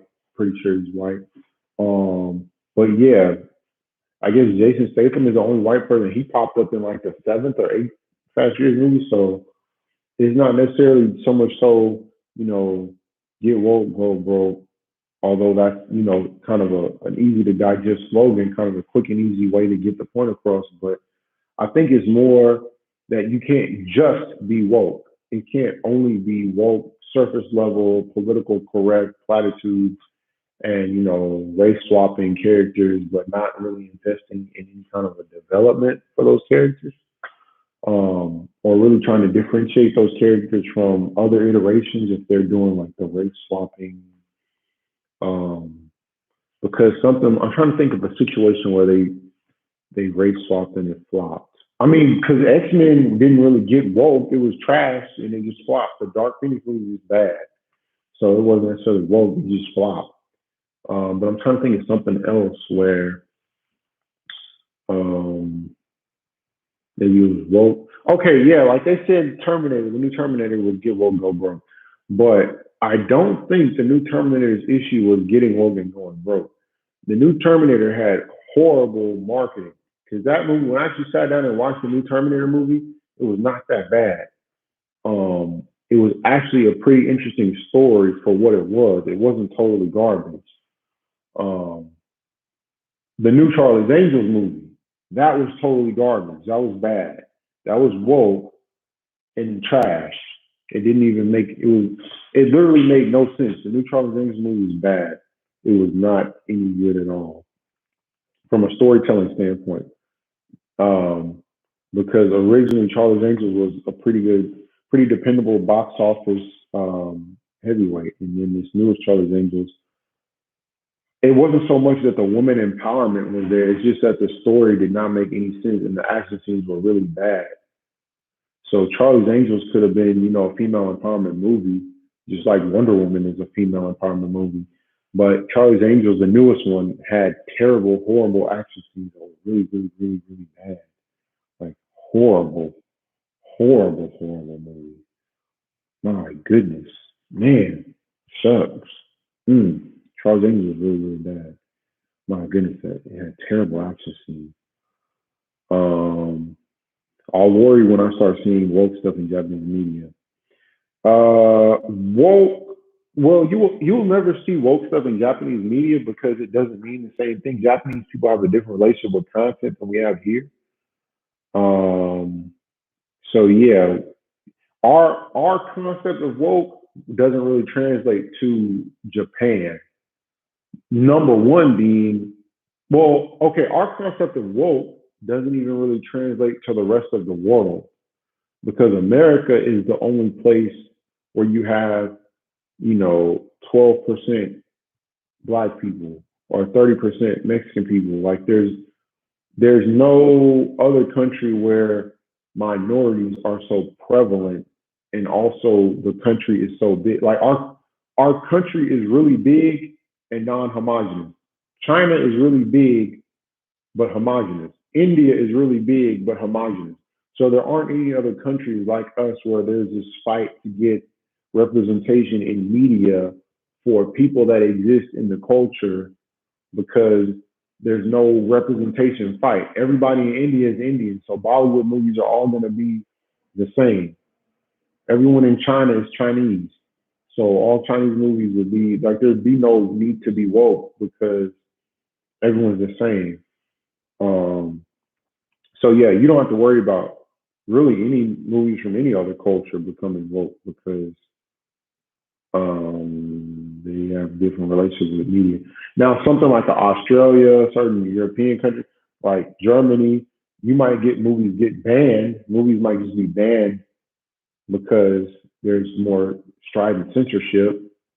So that's like our calibration here in America. Yes, there's like this very heavy political correct element, but we also have the First Amendment. We have freedom of speech here, and judges tend to side on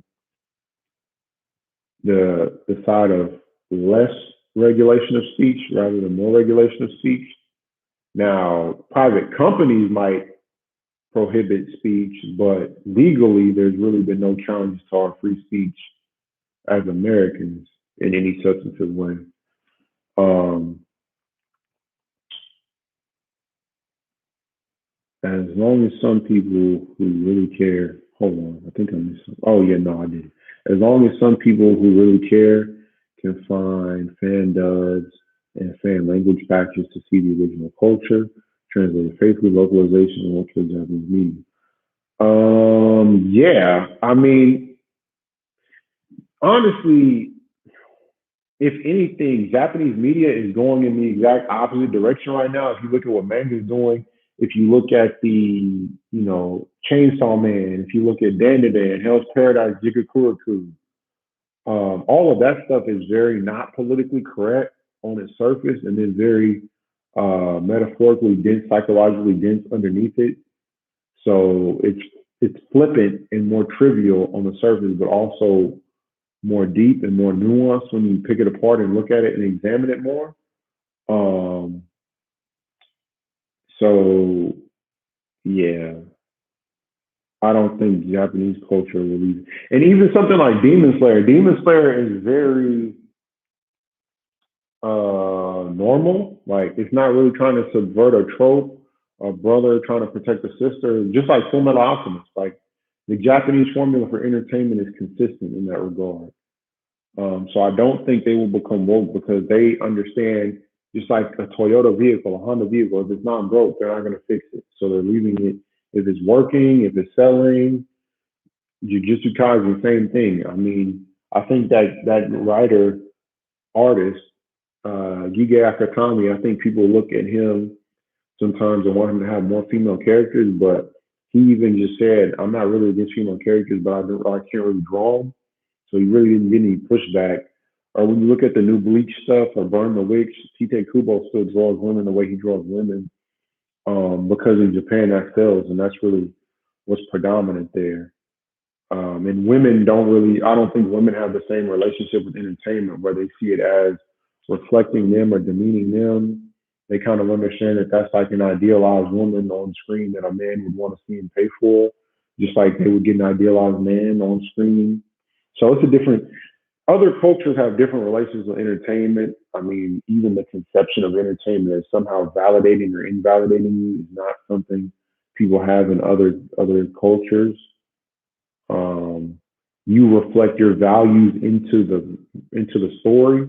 I don't think the stories are meant to influence your values, if that makes sense. In other countries where we get our values from our entertainment, I think in other countries they put their values into their entertainment. It's not the other way around. They're not making it to influence people one way or the other politically. They're just telling stories based on their interests. Um, that sell whatever interest the public are also interested in. I guess when I say woke, I mean woke to the point of being obnoxious. Yeah. Like for example, if there's a new Spider-Man comic all about him voting for Joe Biden. Yeah. I think if you're woke and there's nothing else to your story, that's when you go broke. Um, like Charlie's Angels was woke, but it made no sense and it had no point. It was just like girl power, and that's literally it. It was just about girl power. Like, oh, girls can do it too. Girls can do that too. Girls can do that too. And that's all. Like, there was no purpose to that Charlie's Angels movie. It didn't say. It wasn't saying anything about the human condition, or even just making a dumb popcorn movie with action scenes like a Die Hard or a Transformers. Like, it wasn't even doing. It wasn't doing anything. It was just saying girl power the whole however many hour and some change. It wasn't making good action scenes. It wasn't making good philosophical points. It wasn't making interesting political points. It wasn't doing anything. It was just terrible. It wasn't even like the Suicide Squad, where I thought Suicide Squad was trash, but at least it had interesting action. Not the best action in the world, but some kind of action. And at least Suicide Squad put Rick Flag and Peacemaker into conflict philosophically. Um, yeah, like for example, in this farming, well, yeah, and but there's opportunities to be political and question Joe Biden. You could even vote for Joe Biden and like, okay, this is the lesser of two evils, or Joe Biden is trash because of mass incarceration, or you could say things about Joe Biden, criticize him, and still say, well, I guess I still have to vote for him because blah blah blah, or Joe Biden has done this. The other candidate has done this.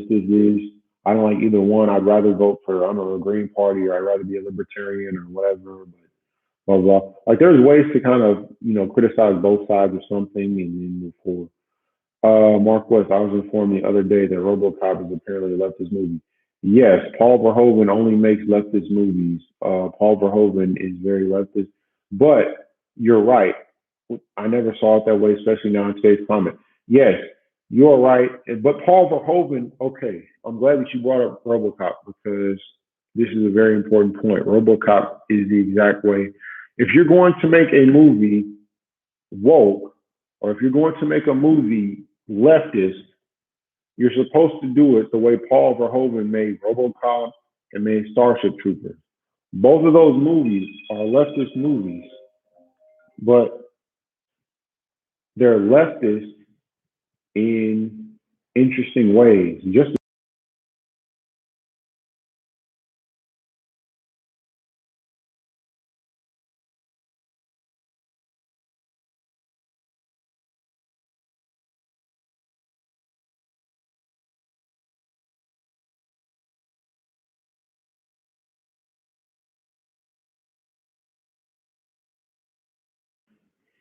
yeah, I don't know. My wife is calling, so I will have to put the stream on pause for just a second. All right, so I'm going on pause for a sec.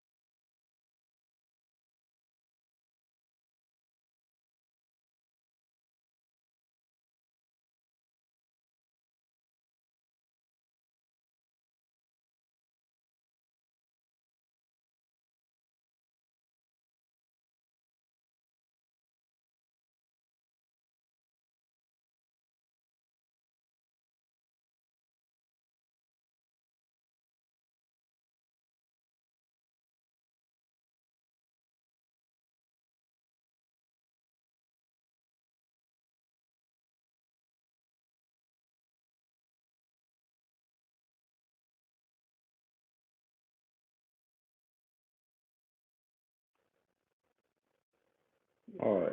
Hello? All right. Can y'all still hear me? Are my headphones still working? Let me know if the headphones are still working. Uh, cool. All right, thank you, on Snar. Yeah, all right. So, yes, Paul Verhoeven made RoboCop the right way. RoboCop is a leftist film. Why is RoboCop a leftist film? Because it is an extreme parody of capitalism. It's saying when capitalism runs amok, you get a situation like Detroit in the RoboCop universe, where it's blazing corrupt, but everything is brutally efficient and human beings are just treated like commodities. Everything is commodified. Everything about the human experience is turned into a commodity. That's the gist of why RoboCop is leftist. RoboCop is parodying extreme police force. So on its surface, it looks like, oh, RoboCop, he's a good guy. He's the police and he's endorsing police action. It's good for the police to step in. Law and order is good. On the surface, that's what RoboCop is discussing. But if you look at the subtext, RoboCop loses his autonomy. A, he loses his autonomy to capitalism. B, he loses autonomy to law and order, to the police force, to this concept of law and order over everything else, law and order even over human life, law and order at all costs. Plus, law and order is then being outsourced because OCP is a private company now running law enforcement for a public entity, for a city, for a government. So every aspect of life has been privatized. So it's essentially libertarian. There's no elements of life that don't have some form of privatization, some kind of profit incentive. Maybe that's not libertarian. Maybe it's just extreme capitalism, because I guess extreme libertarianism would be anarchy. But essentially, RoboCop is teetering on anarchy anyway. Then, going over to Starship Troopers, that is a leftist movie. But to your point, Mark West, Paul Verhoeven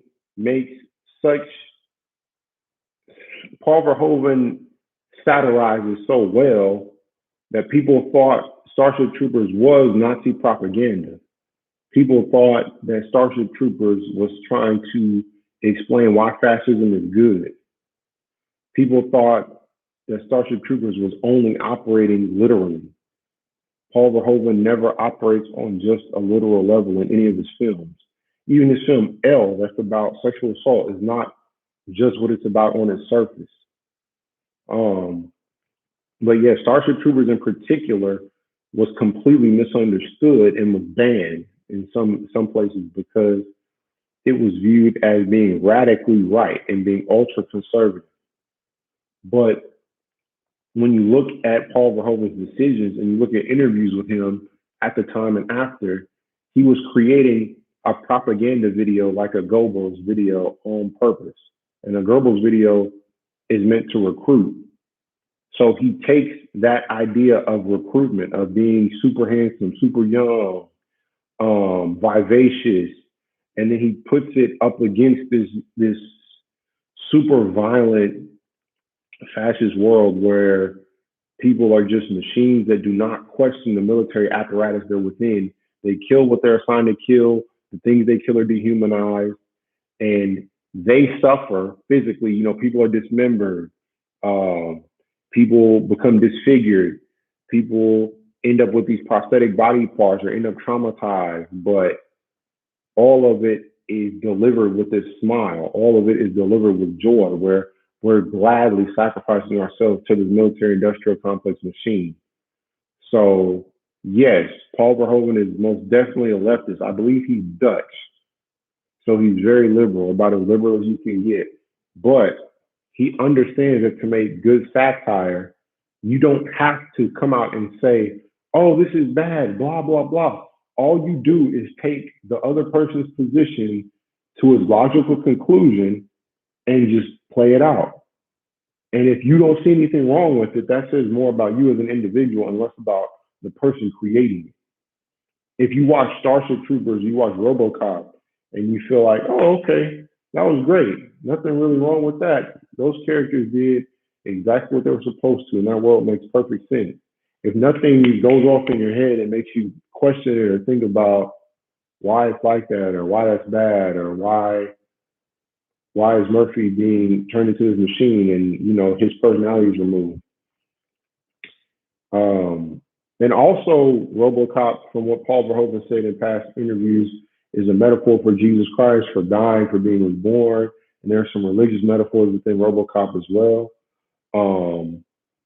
So that is the proper way to do satire. That is how you would actually give someone an opportunity to engage with it or not engage with it. You can enjoy RoboCop just as an action movie. You can enjoy Starship Troopers just as an action movie. It's never meant to be blatantly political and only political at the expense of everything else going on in the story. That's never the point. So I think that's the biggest element is just, okay, here we are giving you this political scenario, either saying, something is good or bad politically. But we're not, it's not meant to be a value judgment. I'm not going to tell you how to feel about your political ideology. I'm just going to present it. That's satire. I'm just presenting you with a political ideology. You decide whether or not it's good or bad. But I'm not going to tell you as the creator, as the artist, what's right and what's wrong about it. You have to decide where the line is drawn, or what was wrong or debatable about it. Because it's meant to create a discussion between you and the work of art. A cop is the main character. The villains are junkie criminals and corrupt corporations. That fits perfectly in line with modern conservatives. Yet it doesn't tell you to vote for Reagan either. Yes, exactly. So corporations are bad in RoboCop, but they also created RoboCop. So there's a symbiotic relationship with corporations there. Like you said, it doesn't tell you to vote for Reagan, but RoboCop is that last bastion of law and order.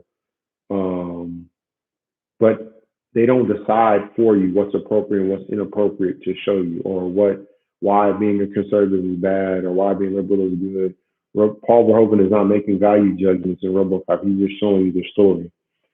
But a leftist was able to identify with it as well. So it's not really pushing a certain narrative. It's not propaganda. Yes, exactly. RoboCop is definitely not propaganda. You will pull from it whatever you want to pull from it because it is real art. Real art allows you to pull whatever you want from it. Real art is not making one definitive statement one way or the other. Even if it's Inception. Inception is not inherently making some kind of political statement, but it doesn't tell you whether or not Leonardo DiCaprio was awake the whole time or dreaming the whole time. It doesn't give you that definite. Real art is not giving you all the answers. Real art is leaving you with some type of questions to ponder afterwards as you leave the theater, or after you stop engaging with the art, reading the book, whatever the case is, reading comes with. Funny you mentioned women being idealized because we seem to be doing the opposite in the West. We have to make fictional women uglier than actual real life women. Yeah, I definitely noticed that there is some kind of a push to make women less attractive. I don't know what that is, why.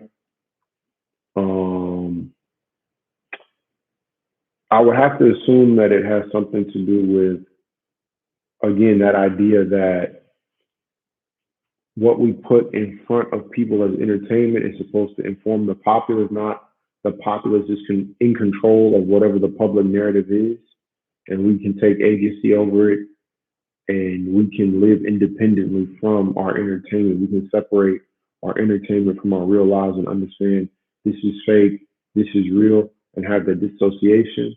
And in American culture, especially, appearances are reality. So that goes for our social media, and then by extension, it's our entertainment. So we feel like that's the whole reason Ellen DeGeneres got fired, because Ellen DeGeneres on TV didn't act the way Ellen DeGeneres in real life did. So because in real life she was mean, she got fired. That was it.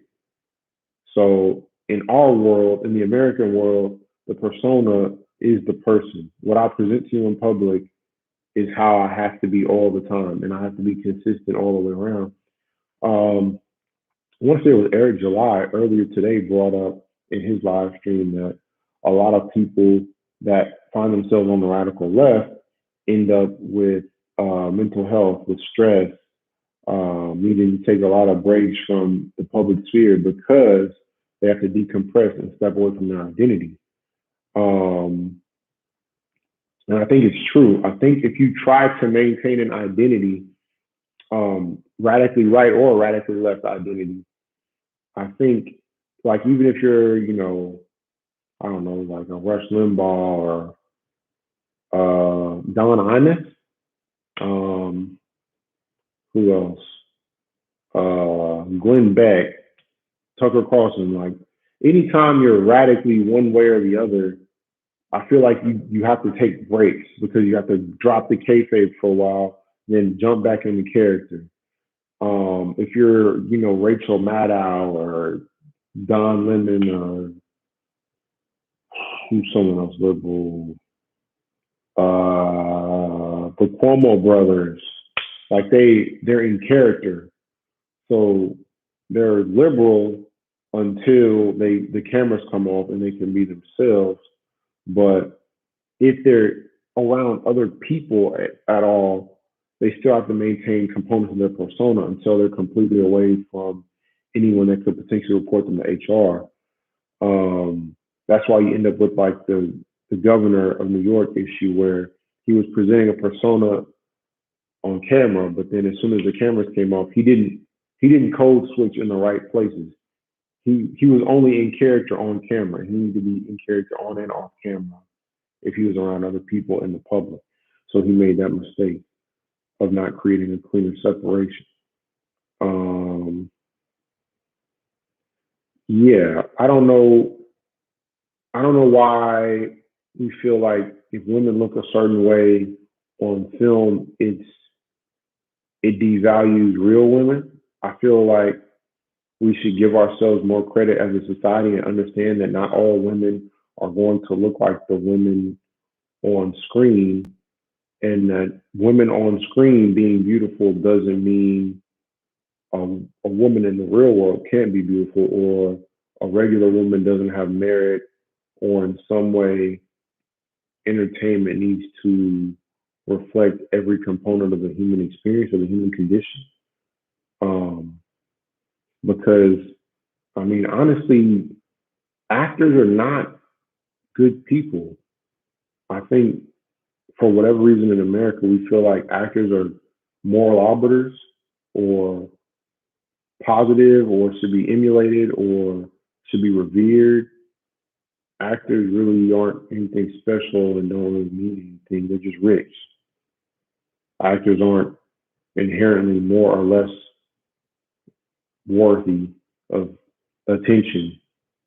Nothing about actors is particularly good or chivalrous or particularly bad or degenerate. Actors are just humans that have really easy jobs.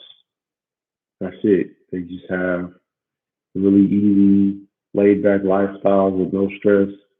But that doesn't really mean that they're better than you because their job is easier than yours, or they don't really, ever have to work a day in their lives again anymore. That's not really something you revere somebody for. Um, so I think actors should be a reflection of the public's views on escapism. I don't know if they have to necessarily be a reflection of reality itself. I think it's really more up to the people buying tickets to decide what kind of person they see on screen.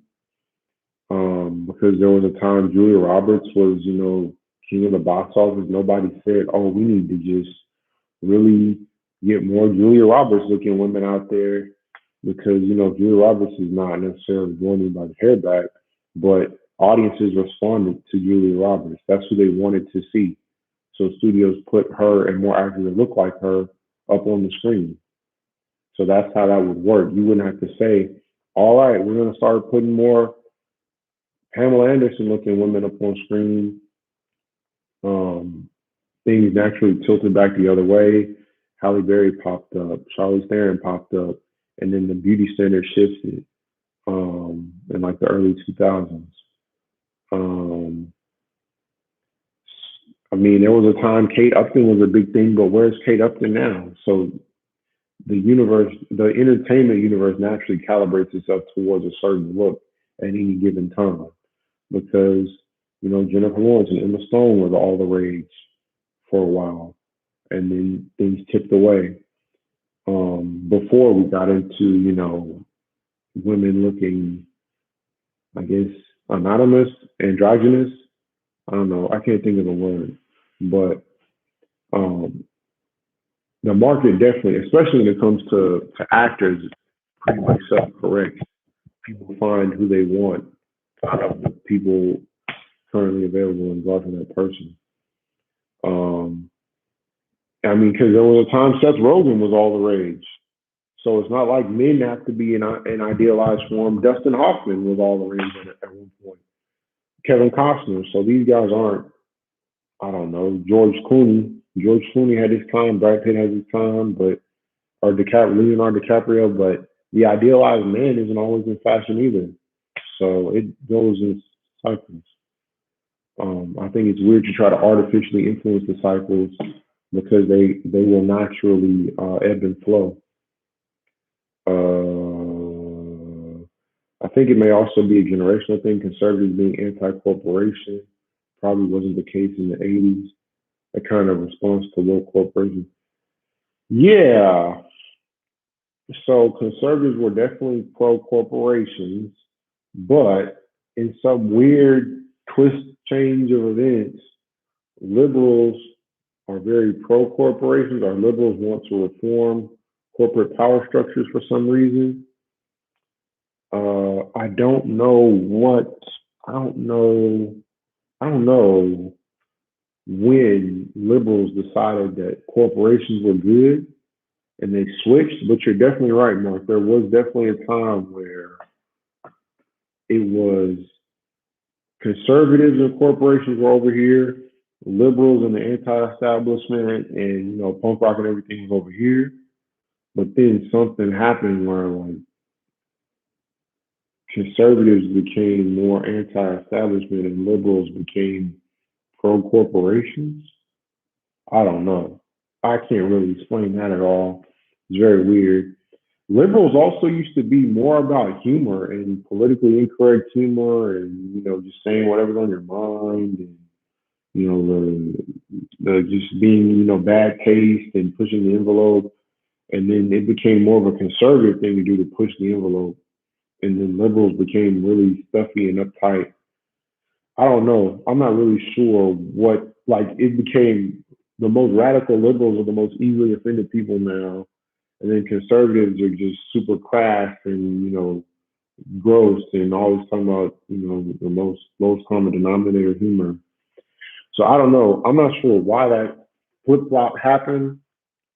Um, it's actually kind of like what's going on in the comic book industry, actually, too, where you got a situation that has a lot of politically conservative people becoming anti-establishment small business owners, mom and pop type owners that, liberals always say they want to protect through government subsidy. And then liberals became very big business and I can't really explain it. Liberals in comic books all flock to the corporations instead of wanting to do their own thing, creating their own characters and creating more representation by making characters that look like them instead of forcing corporations to reform themselves in their image, I guess. I don't know. I'm not really sure what created that swap, but it definitely happened. You're 100% right. What's conservative now would have been liberal in the 80s, and what's liberal now would have been conservative in the 80s. And I believe your boy Zack even said it, like the stuff people say, pro homosexuals, the the pro homosexual view now would be like a homophobic conservative in the 80s. So I don't know. I'm not sure what's happening there. It's very strange. And it's also very strange that liberals have no sense of humor and cannot stop taking themselves seriously at all. They're 100% take themselves super serious, can never break character, and can never question the prescribed group thing. It's very strange. Uh,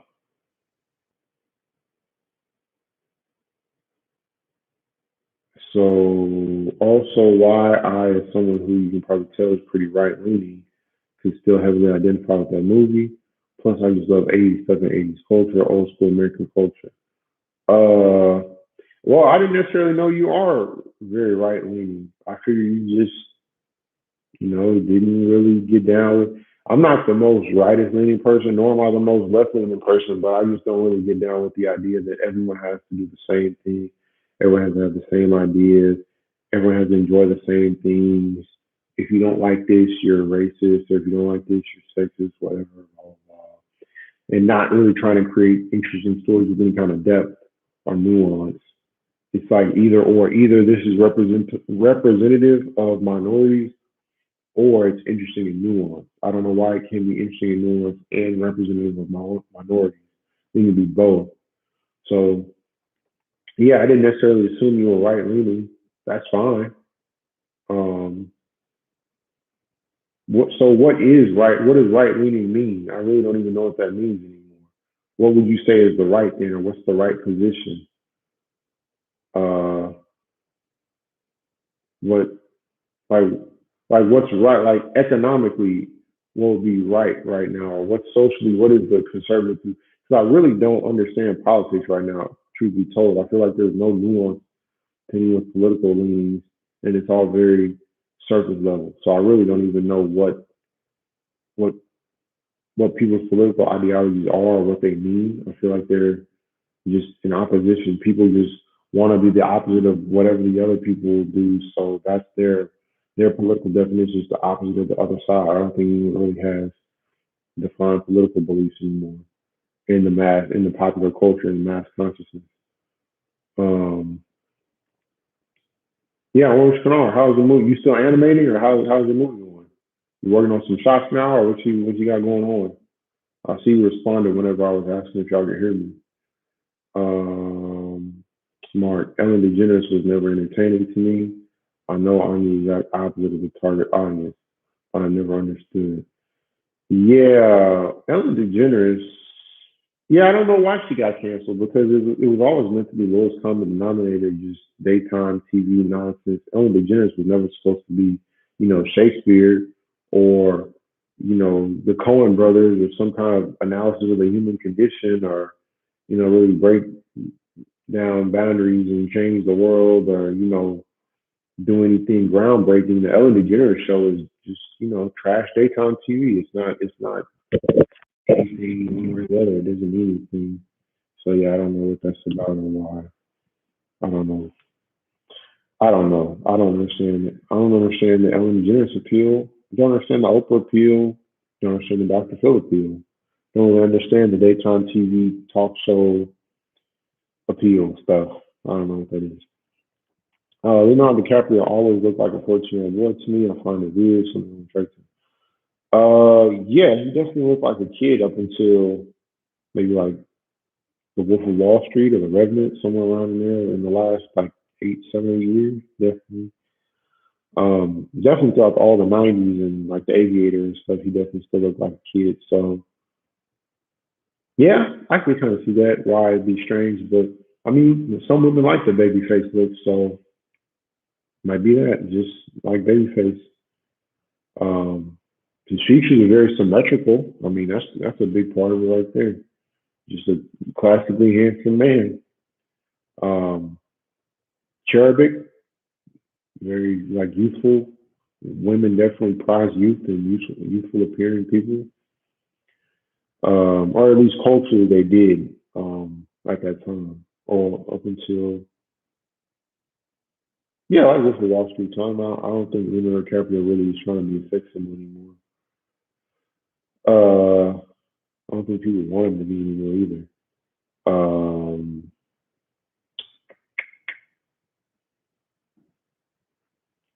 there's also, for some people, the case of I didn't move to the right the whole world. Yeah, I mean, but the world, I don't really even know that the world moved to the left. We became very, because the left was supposed to be politically incorrect at one point, and now the left is super politically correct. So I don't even know. I would say that the left moved super far to the right. Like the left went so far to the right, they came back around the other side and ended up on the left, but very, very far left because they went, like they turned right. The left has turned right so many times and now they're on your left side. Like they turned right, then they're right, and then they turned right again and came all the way back around and now they're on the left. But they got to the left by going very right. Um, so yeah, that's how that's going. I don't know what. I don't even know what. Or the social issues thing. I try to see people as people, but apparently, since I don't want to favor non-whites, non-straights, and women, or that I don't think there's a scientific basis to non-binary, apparently all that makes me far right, and the right nowadays seems to be a lot more accepting than the left.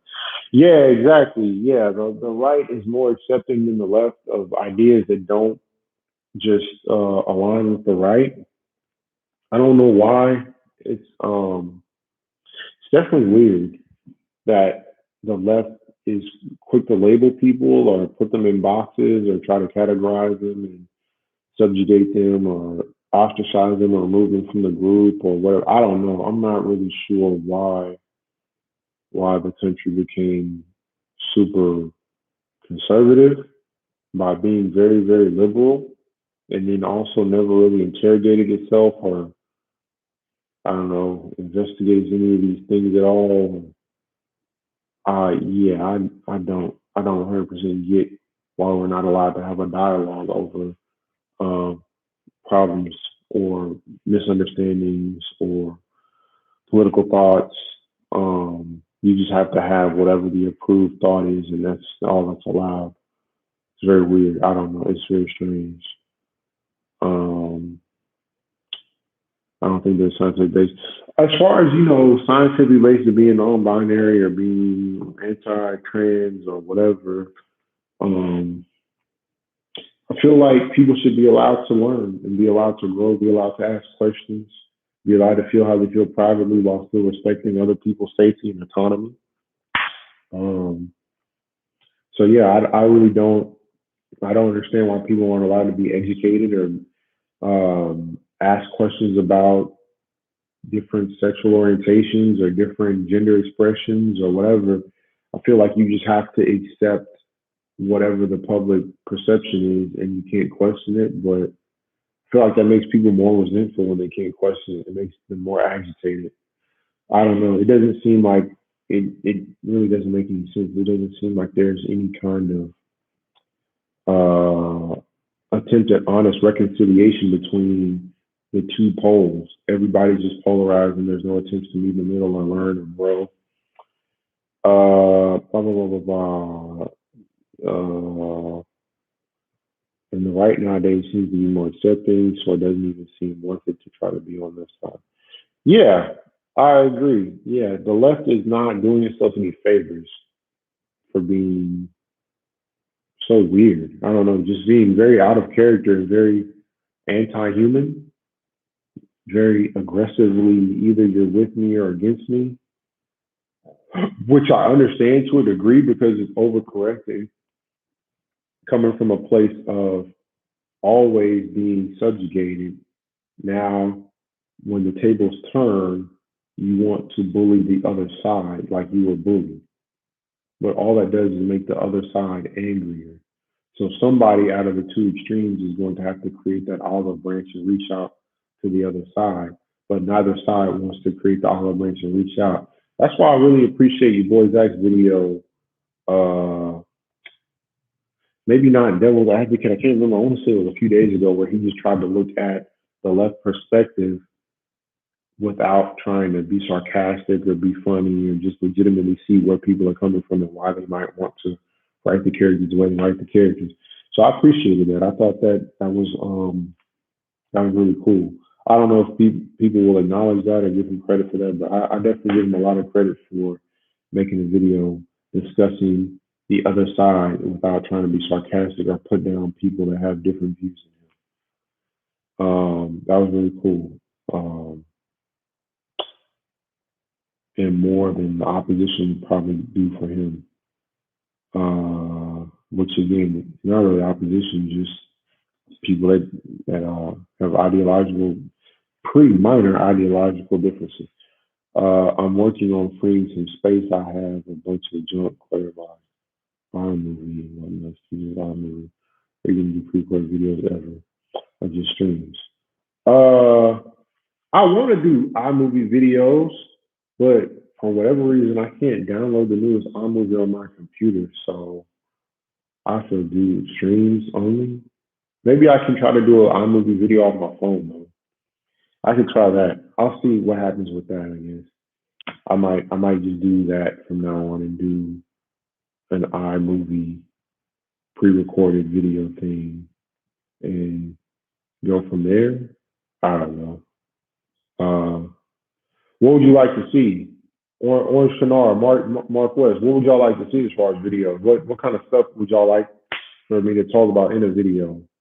What kind of stuff would y'all like to see more? What kind of content would y'all like to see me make if I made a pre-recorded video? What would y'all like to hear someone talk about? What are some topics that people don't talk about enough? Y'all feel free to jump in. Mark Orange, what kind of stuff would y'all like to have discussed on YouTube that you don't really see enough talked about? Um, Stuff that you would want to share around or you would want to, you would like or you would try to get the word out about so to kind of grow the channel? Like what kind of conversations would you like to see started? Um, just let me know in the chat what kind of videos y'all want to see.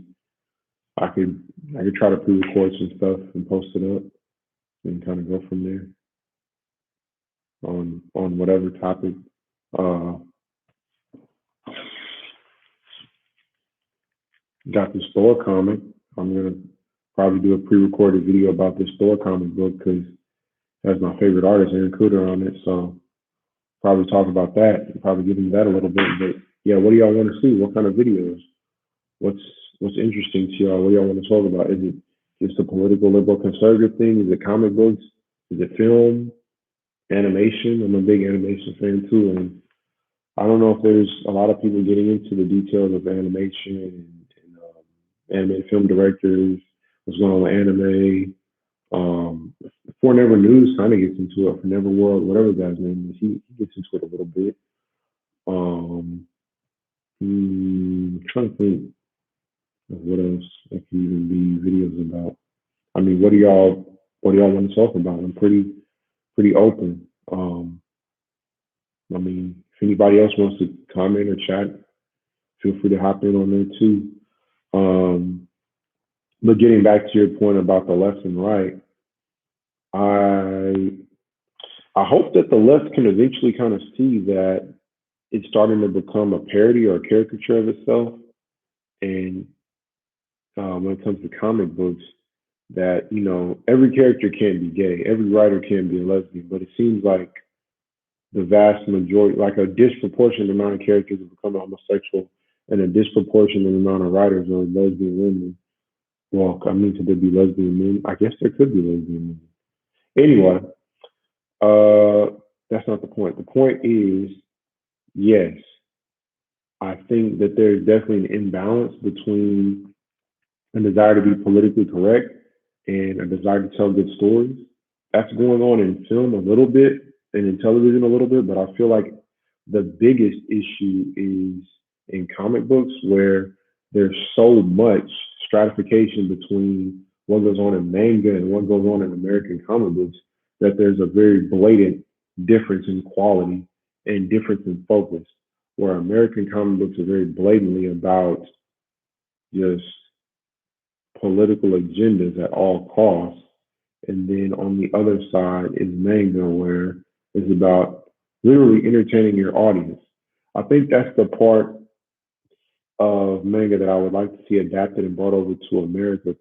People just really don't understand that Shonen Jump is completely cutthroat. If your story is not good, then if people don't vote for your story, then you're taken out of the comic, and it creates this world of super amazing comic. Only the best comic books make it through this Darwinian culling every few weeks.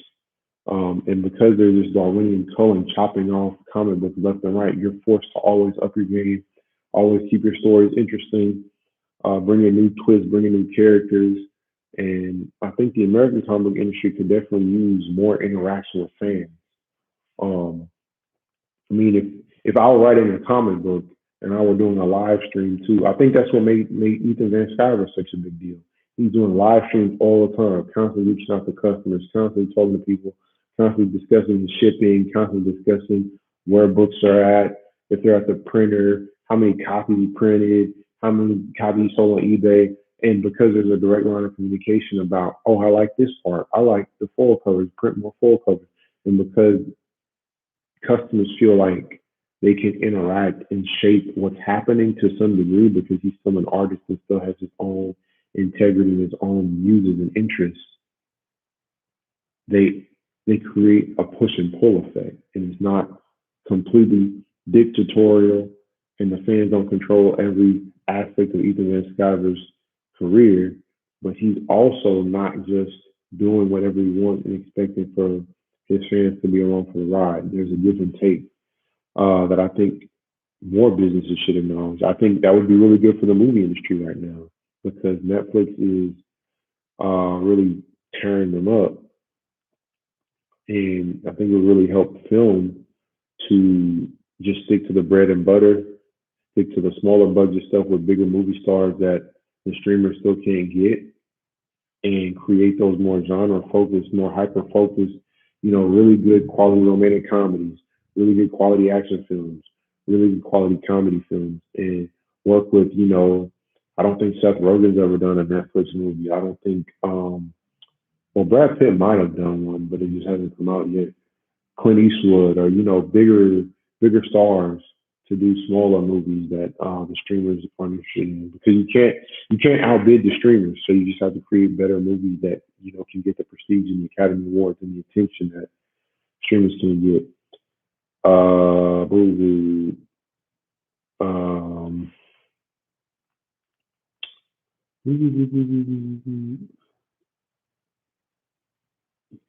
you go pre-recorded videos or even just stream. Yeah, right now just a stream, but I guess I'll try to make a pre-recorded video on my phone tomorrow and see what that's like.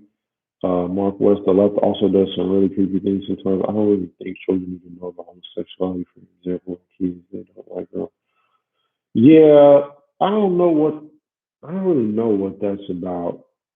I don't know what that's about in general though. I don't really know what sexualization is about in entertainment, in children's entertainment, or in comic books. Really, I'm not really big on relationships in comics as far as it doesn't hurt my feelings if Black Canary and Green Arrow never got married. Peter Parker and Mary Jane are just friends, or like I really don't.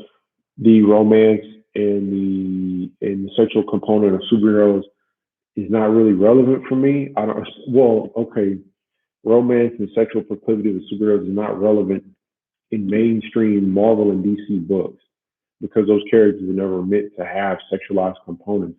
When they were developed, they were meant for little kids to represent certain moral standards or reinforce certain uh, certain ideals around citizenship and social interaction with other human beings outside of your sexual interest or your sexual proclivity. So I think if you wanted to create a homosexual character, a homosexual superhero, whatever the case may be, or a heterosexual superhero, I think all of that should happen in your own book you created for yourself and for your own characters. I don't think that has anything to do with Superman or Batman or Spider Man or whatever. I don't think they were ever meant to interact with those components of the human experience. They're more about, don't lie, don't steal, or you got to work hard even when you don't see any results sometimes, and have to use perseverance. Even if you go through a death in your family, you still have to keep moving and stay positive. Like I think that's more what superheroes are more for those lessons. And then if you want to create like Apollo or Midnighter or characters in the boys, like that's where a preacher, like that's where you get more into trying to explore the adult components of the human condition with characters. But I don't think, yeah, like you were saying, like with kids, I don't really think there's really any reason to get into heterosexuality or homosexuality with kids because I don't really want children expressing sexual preferences either way. Like that's really not their. There's other things you to worry about as a child beyond your your interest in the opposite sex. I don't think the opposite sex defines the human condition. Whatever your interest or lack of interest is in the human condition. I mean, in the opposite sex has no real bearing over your life as a whole. So yeah, I definitely agree. It is kind of strange that is kind of there was an interest in bringing any kind of sexuality in front of kids. You know, no one has to hold hands or kiss in any of the stuff I show my kids. I'd be fine if they never hold hands and kiss in Ratatouille or never hold hands and kiss in Cars or Finding Nemo or what. I'm not gonna complain that like Ratatouille did not have a heterosexual relationship, or Wally didn't have a hetero. Like it wouldn't hurt my feelings if romantic subplots were taken out of all kids' content of any either way.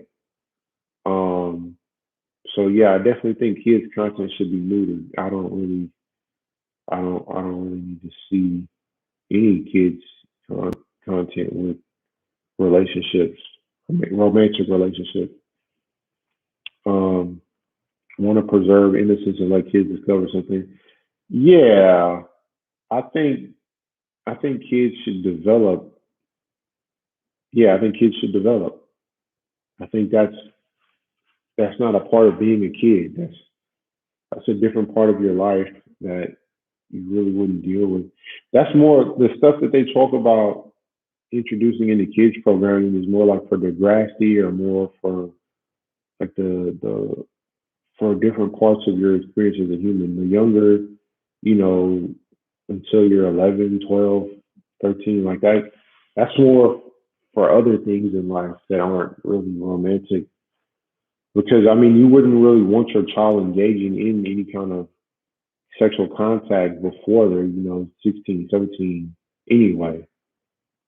Anyway, yeah, there was actually a study done to show conservatives in general understand liberal viewpoints better than the alternative, though that may also be a result of them being kind of. Yeah, I don't think liberal people do care really because I don't really think liberals understand the Comics Gate thing at all. I think they, for whatever reason, feel like Comics Gate stuff is somehow connected to being Ku Klux Klan or being Nazi or being some kind of race hater or racialized hate mob stuff. I don't know. I don't know. Um, I would say the public faces of the Comicsgate side say more nice things or fan respecting things than the representatives of their opposing factors. The representatives of the opposing factors seem to be more name calling and shaming and victimizing than the leaders of the Comicsgate side. The leaders of the Comicsgate side seem to be happier, laugh more, I don't know, not take themselves super serious, want to help customers out, make sure all their customers have a good experience. And it seems like on the opposite end, their focus is on no refunds or why is Commerce Gate successful. I don't know. It's weird, but there's definitely an understanding more from the conservative side what liberals want than the liberal side for conservative. I don't know why, but that is true. Um, Liberals have their own very strong opinions, and this generation of conservatives based mostly on being reactionary. Yeah, I think that's true too. I think conservatives are pretty much just react, which is what I was saying earlier. I really don't think, but I feel like liberals are reacting too. I think all Americans that would say they're just like casually political, I would say the average person is just reactionary. I don't think the average person is very political at all or has very nuanced political ideologies. I think they just react to whatever they don't like. You present them with a political position, and they just go, "Yeah, that's fine, whatever." Or you present them with a political position, they're like, "Oh, that's terrible. I hate that. That's really bad." So I think it's more of that. I think it's just um, you react. It's more about reacting. It's not really about. Um, it's not really about the other part. I don't think it's really about having an idea. I think people are just reacting right now. Um, Maybe pre-recorded videos on anime, manga, MCU, or DCU. Usual talking on the web, maybe really cool. So, huh? Think that would help with people getting chatting in the streams. Okay. Hmm. Okay. So some anime and manga stuff. I'll write it down and I'll make note of it. Uh, let's see here. Do some more MCU stuff. Yeah. Okay. Mark, what would you like to see more of? Is there anything you want to see more on people's channels or things people discuss that don't really get a lot of attention that you like to see get more attention? What would you like to what would you like to see on a YouTube channel? What would you like to see people talk about? Because I guess it's time for me to do some pre-recorded videos. Once Pinar said I got to step it up, stop doing these live streams, mix it up a little bit. Uh, Maybe some video game related stuff. Okay, since that industry isn't as close to death. Okay. I don't know. I like video games though. I don't know. I don't know, but when it comes to video games, I'm very critical of video games. So I don't know if I'm the right reviewer or the right commentator on video games because I really only I like Splinter Cell Conviction. I like Mass Effect 2. Uh, I like Azura's Wrath. I like God of War. I like Assassin's Creed Odyssey. Uh,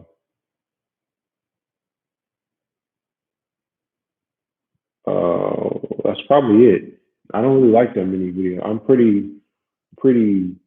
Oh, that's a lie. The Legend of Zelda: Breath of the Wild, Super Mario Odyssey, and what else?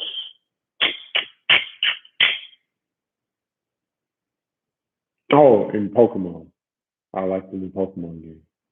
Other than that, yeah, I'm not really. I'm not super. I'm not the number one video game guy. I never finished playing Last of Us 2. I started playing it, but I never finished it, so I don't know what the whole kerfuffle was on that. I keep avoiding videos of Last of Us 2 and saying I'm going to play it, and then I never really play it. But Last of Us 1 didn't do anything. I didn't really like the Last of Us 1. It felt like a sorry version of The Walking Dead, like a less interesting Walking Dead. So I don't. A lot of the stuff people get hyped about in video games, I don't really get very hyped about. Um, so I don't know if I'm the number one voice to really go to the video game world. Um, Trying to think of the last game I really enjoyed. Yeah, maybe Assassin's Creed or like I didn't like The Witcher 3. You know, I remember when The Witcher 3 came out. That was the greatest video game in history of the world. Witcher 3. You know, you gotta play Witcher 3. Yeah, Witcher 3 is the greatest game, but it was trash to me. I couldn't tolerate it for longer than 20. I tried to play it a little bit, and then it just got on my nerves. I turned it off, and yeah, I never thought about it again. I didn't like it at all. I didn't like the Witcher TV show on Netflix. I thought that was terrible too. It was super boring to me. So I don't know. I don't know. I have to think about that. Well, Mark, what video games? Mark, what games do you like, or what games would you like to see people talk about? Like when you say video games, what type of games?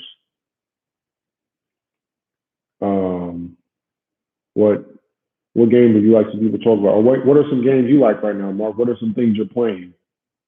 What's something that you really enjoy? Um, I'm when it comes to video games, I'm also not a super completionist. Like once I beat the game, I just beat the game. I don't really try to get a ton of unlockables or get every scroll or get every Easter egg. I really like once I see the story of a game, I just move on with my life. I don't really. Mark was my favorite game of all time is Fallout New Vegas. That's when it's also looking like. I like Fallout 3. I thought Fallout 3 was great. I thought Fallout 3 was great. I thought Skyrim was great. I like those. My favorite video game is actually Saints Row 3. That's my favorite video game. That's the video game I go back to and play the most often when I'm just trying to kill time or if I'm bored or if I want to do something exciting or whatever. I'm more likely going to put on Saints Row 3 than any other video game. Um, so yeah, I like Fallout 3 a lot. I never played New Vegas. I like Skyrim a lot. Um, but on Fallout 3 and on Skyrim, I never played the games correctly. On Fallout 3, I just went around killing mutants. I never followed the story of Fallout 3. I don't know what the story of Fallout 3 was. I just went around doing random missions. Um, but that's just because I do that with all free roaming game with Assassin's Creed. I didn't really follow the story of Assassin's Creed. I just kind of played it until maybe I got to be like level 30 or some 35. Then I started to actually play the real story because I just went off and started doing my own different things or hunting people or fighting and going to different caves. Like I didn't really follow the main story. I just started wandering because I like the combat of Assassin's Creed, in the traversal, like the acrobatics of Assassin's Creed. I thought that was cool, so I never really got into the actual story until I leveled myself up quite a bit. On the video game side, I'm pretty weird. I just kind of go my own path on video games. I don't know if I'm a good voice. I guess I could try it out if people care to hear my opinion on the video game. But um, yeah, I I don't know. Favorite game is Fallout New Vegas. It's more story focused than Fallout 3. Oh, that's cool. The story was a bit flat. Yeah. I mean, I wouldn't necessarily be. I'll play the story mode of a game. It's not so much that I'm bored by the story mode. It's just when I'm playing a video game, I focus more on the mechanics of the game. If the mechanics of the game itself are interesting, I tend to get more invested in the game mechanics and the plot line. Like Saints Row 3, I don't know what the plot of Saints Row 3 is. I just like the idea of blowing stuff up and then like different waves of gang members come at you, and then like a super heavy gang member comes at you, and you fight that one plus all the other gang members, plus the military to show up. Like that was more. I was more enjoying the combat mechanics of Saints Row 3 than the actual game. And then I didn't like Saints Row 4 because you got superpowers, and it didn't really. They weren't really properly calibrated for the Saints Row world. It could have been fun, but it was kind of rushed. Um, Same thing with Agents of Mayhem. Agents of Mayhem felt rushed, and I like the concept of Agents of Mayhem a lot. I feel like it could have been way more, and it was just trash. Uh, okay, so I wouldn't be bored by New Vegas, but what's something else you like recently? What's another game that you've enjoyed besides Fallout? Orange Shinar, you said you play video games too, right? You said you're done with the video game stuff? Or, I don't know if you're still there, but entrepreneur, do you get down with the video games at all?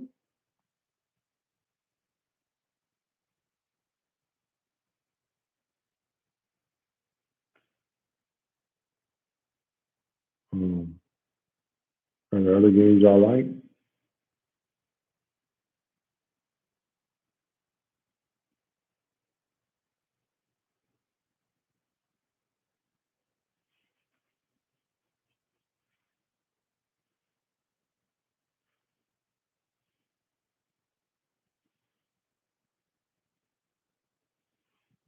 Feel free to hop in. I guess this chat is kind of delayed.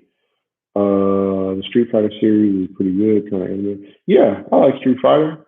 I've never been that good. I beat Mortal Kombat. I think the last game I actually beat was maybe Mortal Kombat 11. It's probably the last thing I really got into. Resident Evil and Devil May Cry are both good series too. How do you feel about the Devil May Cry by Ninja Theory? I like the game a lot, but it seems like it got disrespected when it came out. But I like the Ninja Theory Devil May Cry. I like the redesigned Dante. I thought that was a cool character. I don't know how you feel about it though. Resident Evil, I like Resident Evil. But I like Dead Space, and I feel like Dead Space does the same thing as Resident Evil, but more fluid and more dynamically. I could be wrong, but I feel like Resident Evil is kind of sluggishly paced as far as your movement, character movement, and the ridicule movement of aiming and stuff. It feels very like arcade, very like light gun or time crisis.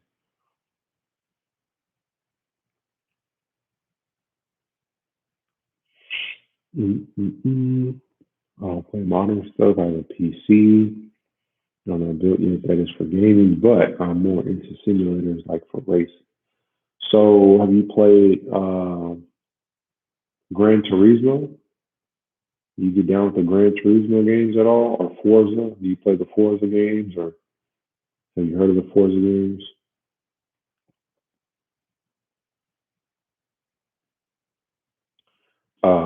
Mark, this should have made it a completely new game, turning Dante into some weird punk rocker.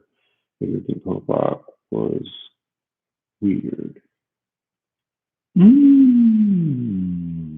I mean, hey, you got to risk it to get the biscuit. Um, so yeah, I mean, it was weird they made it punk rock, but I mean, hey, it was weird. Um, it was weird to make Kratos a dad for God of War on PlayStation 4. So they switched tones, but I mean, you just have to risk it. You can end up with a God of War. You can end up with Devil May Cry. I think it would have been way better received if they did try to make it Devil May Cry. Maybe, but they did make that game Into the West that was like Devil May Cry, where it was Andy Serkis and it was an original idea, and that didn't sell very well. So maybe the idea would be it'd be better brought in front of people with a different IP they already know, like like Jack and Daxter, like mm, Dante's Inferno from EA, or maybe yep, yep, yep, yep, trying to think of what other IP could actually use that kind of fighting mechanic style. Bayonetta. Uh, ooh. Mm,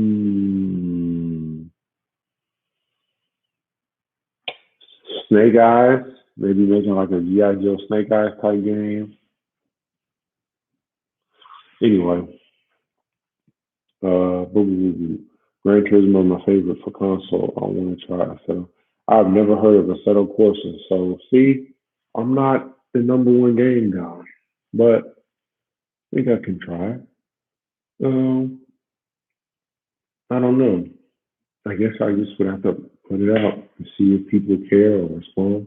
Weirdly, my number one video is a Scarlett Johansson lawsuit video. So if you guys see me make like a 12 Angry Men, 12 episode Scarlett Johansson lawsuit, Law and Order criminal intent breakdown, that's why. Because weirdly, the Scarlett Johansson lawsuit video got a ton of views, and everything else I've ever made has got like 5 views or 10 views, and they got like 50. So I don't know. I don't know what that's about or why that was more relevant to anything else.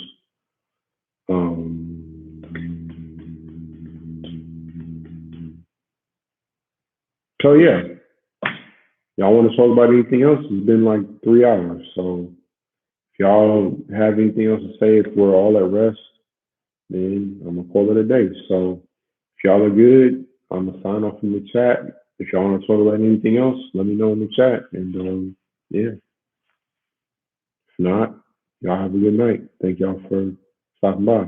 Mark, you're the MVP tonight. Thank you for coming out. Thank you for chatting with me this whole time. Thank you for joining the chat.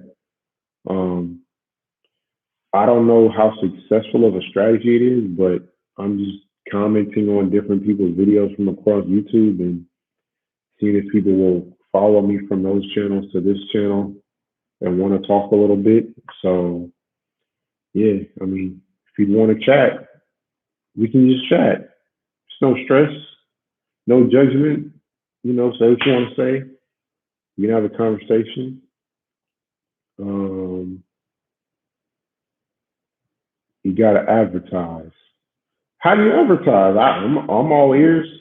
What's the advertising strategy? I'm definitely all ears. I have no idea how you advertise, but I'm down to advertise.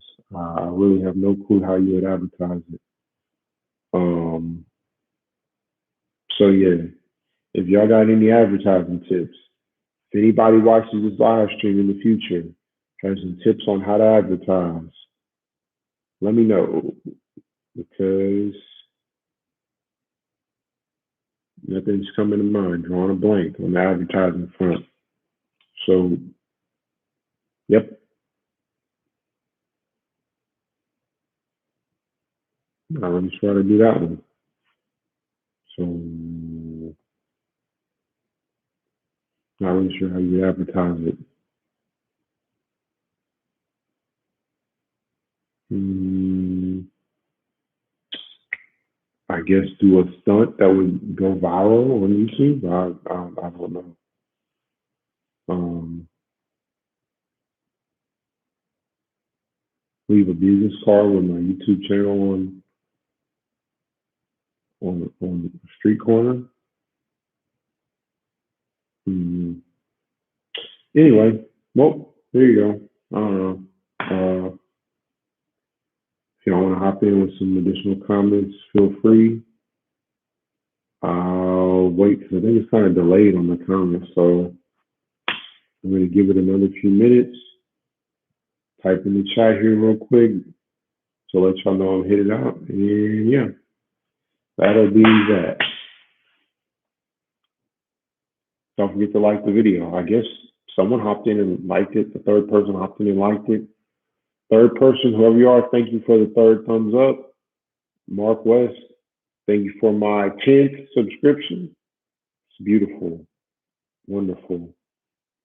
10th subscriber. I guess I should have a 10 subscriber giveaway. I don't really know. Or a 20 subscriber giveaway, is that more appropriate? I don't know. I guess I'll cross that bridge when I get to 20 subscribers. But anyway,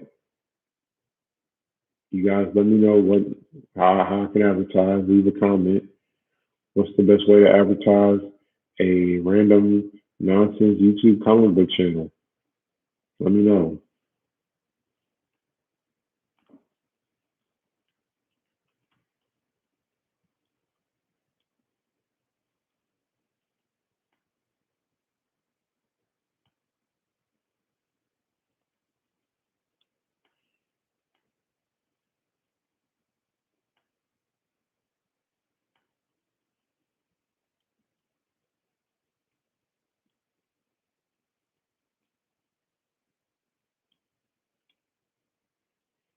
All right.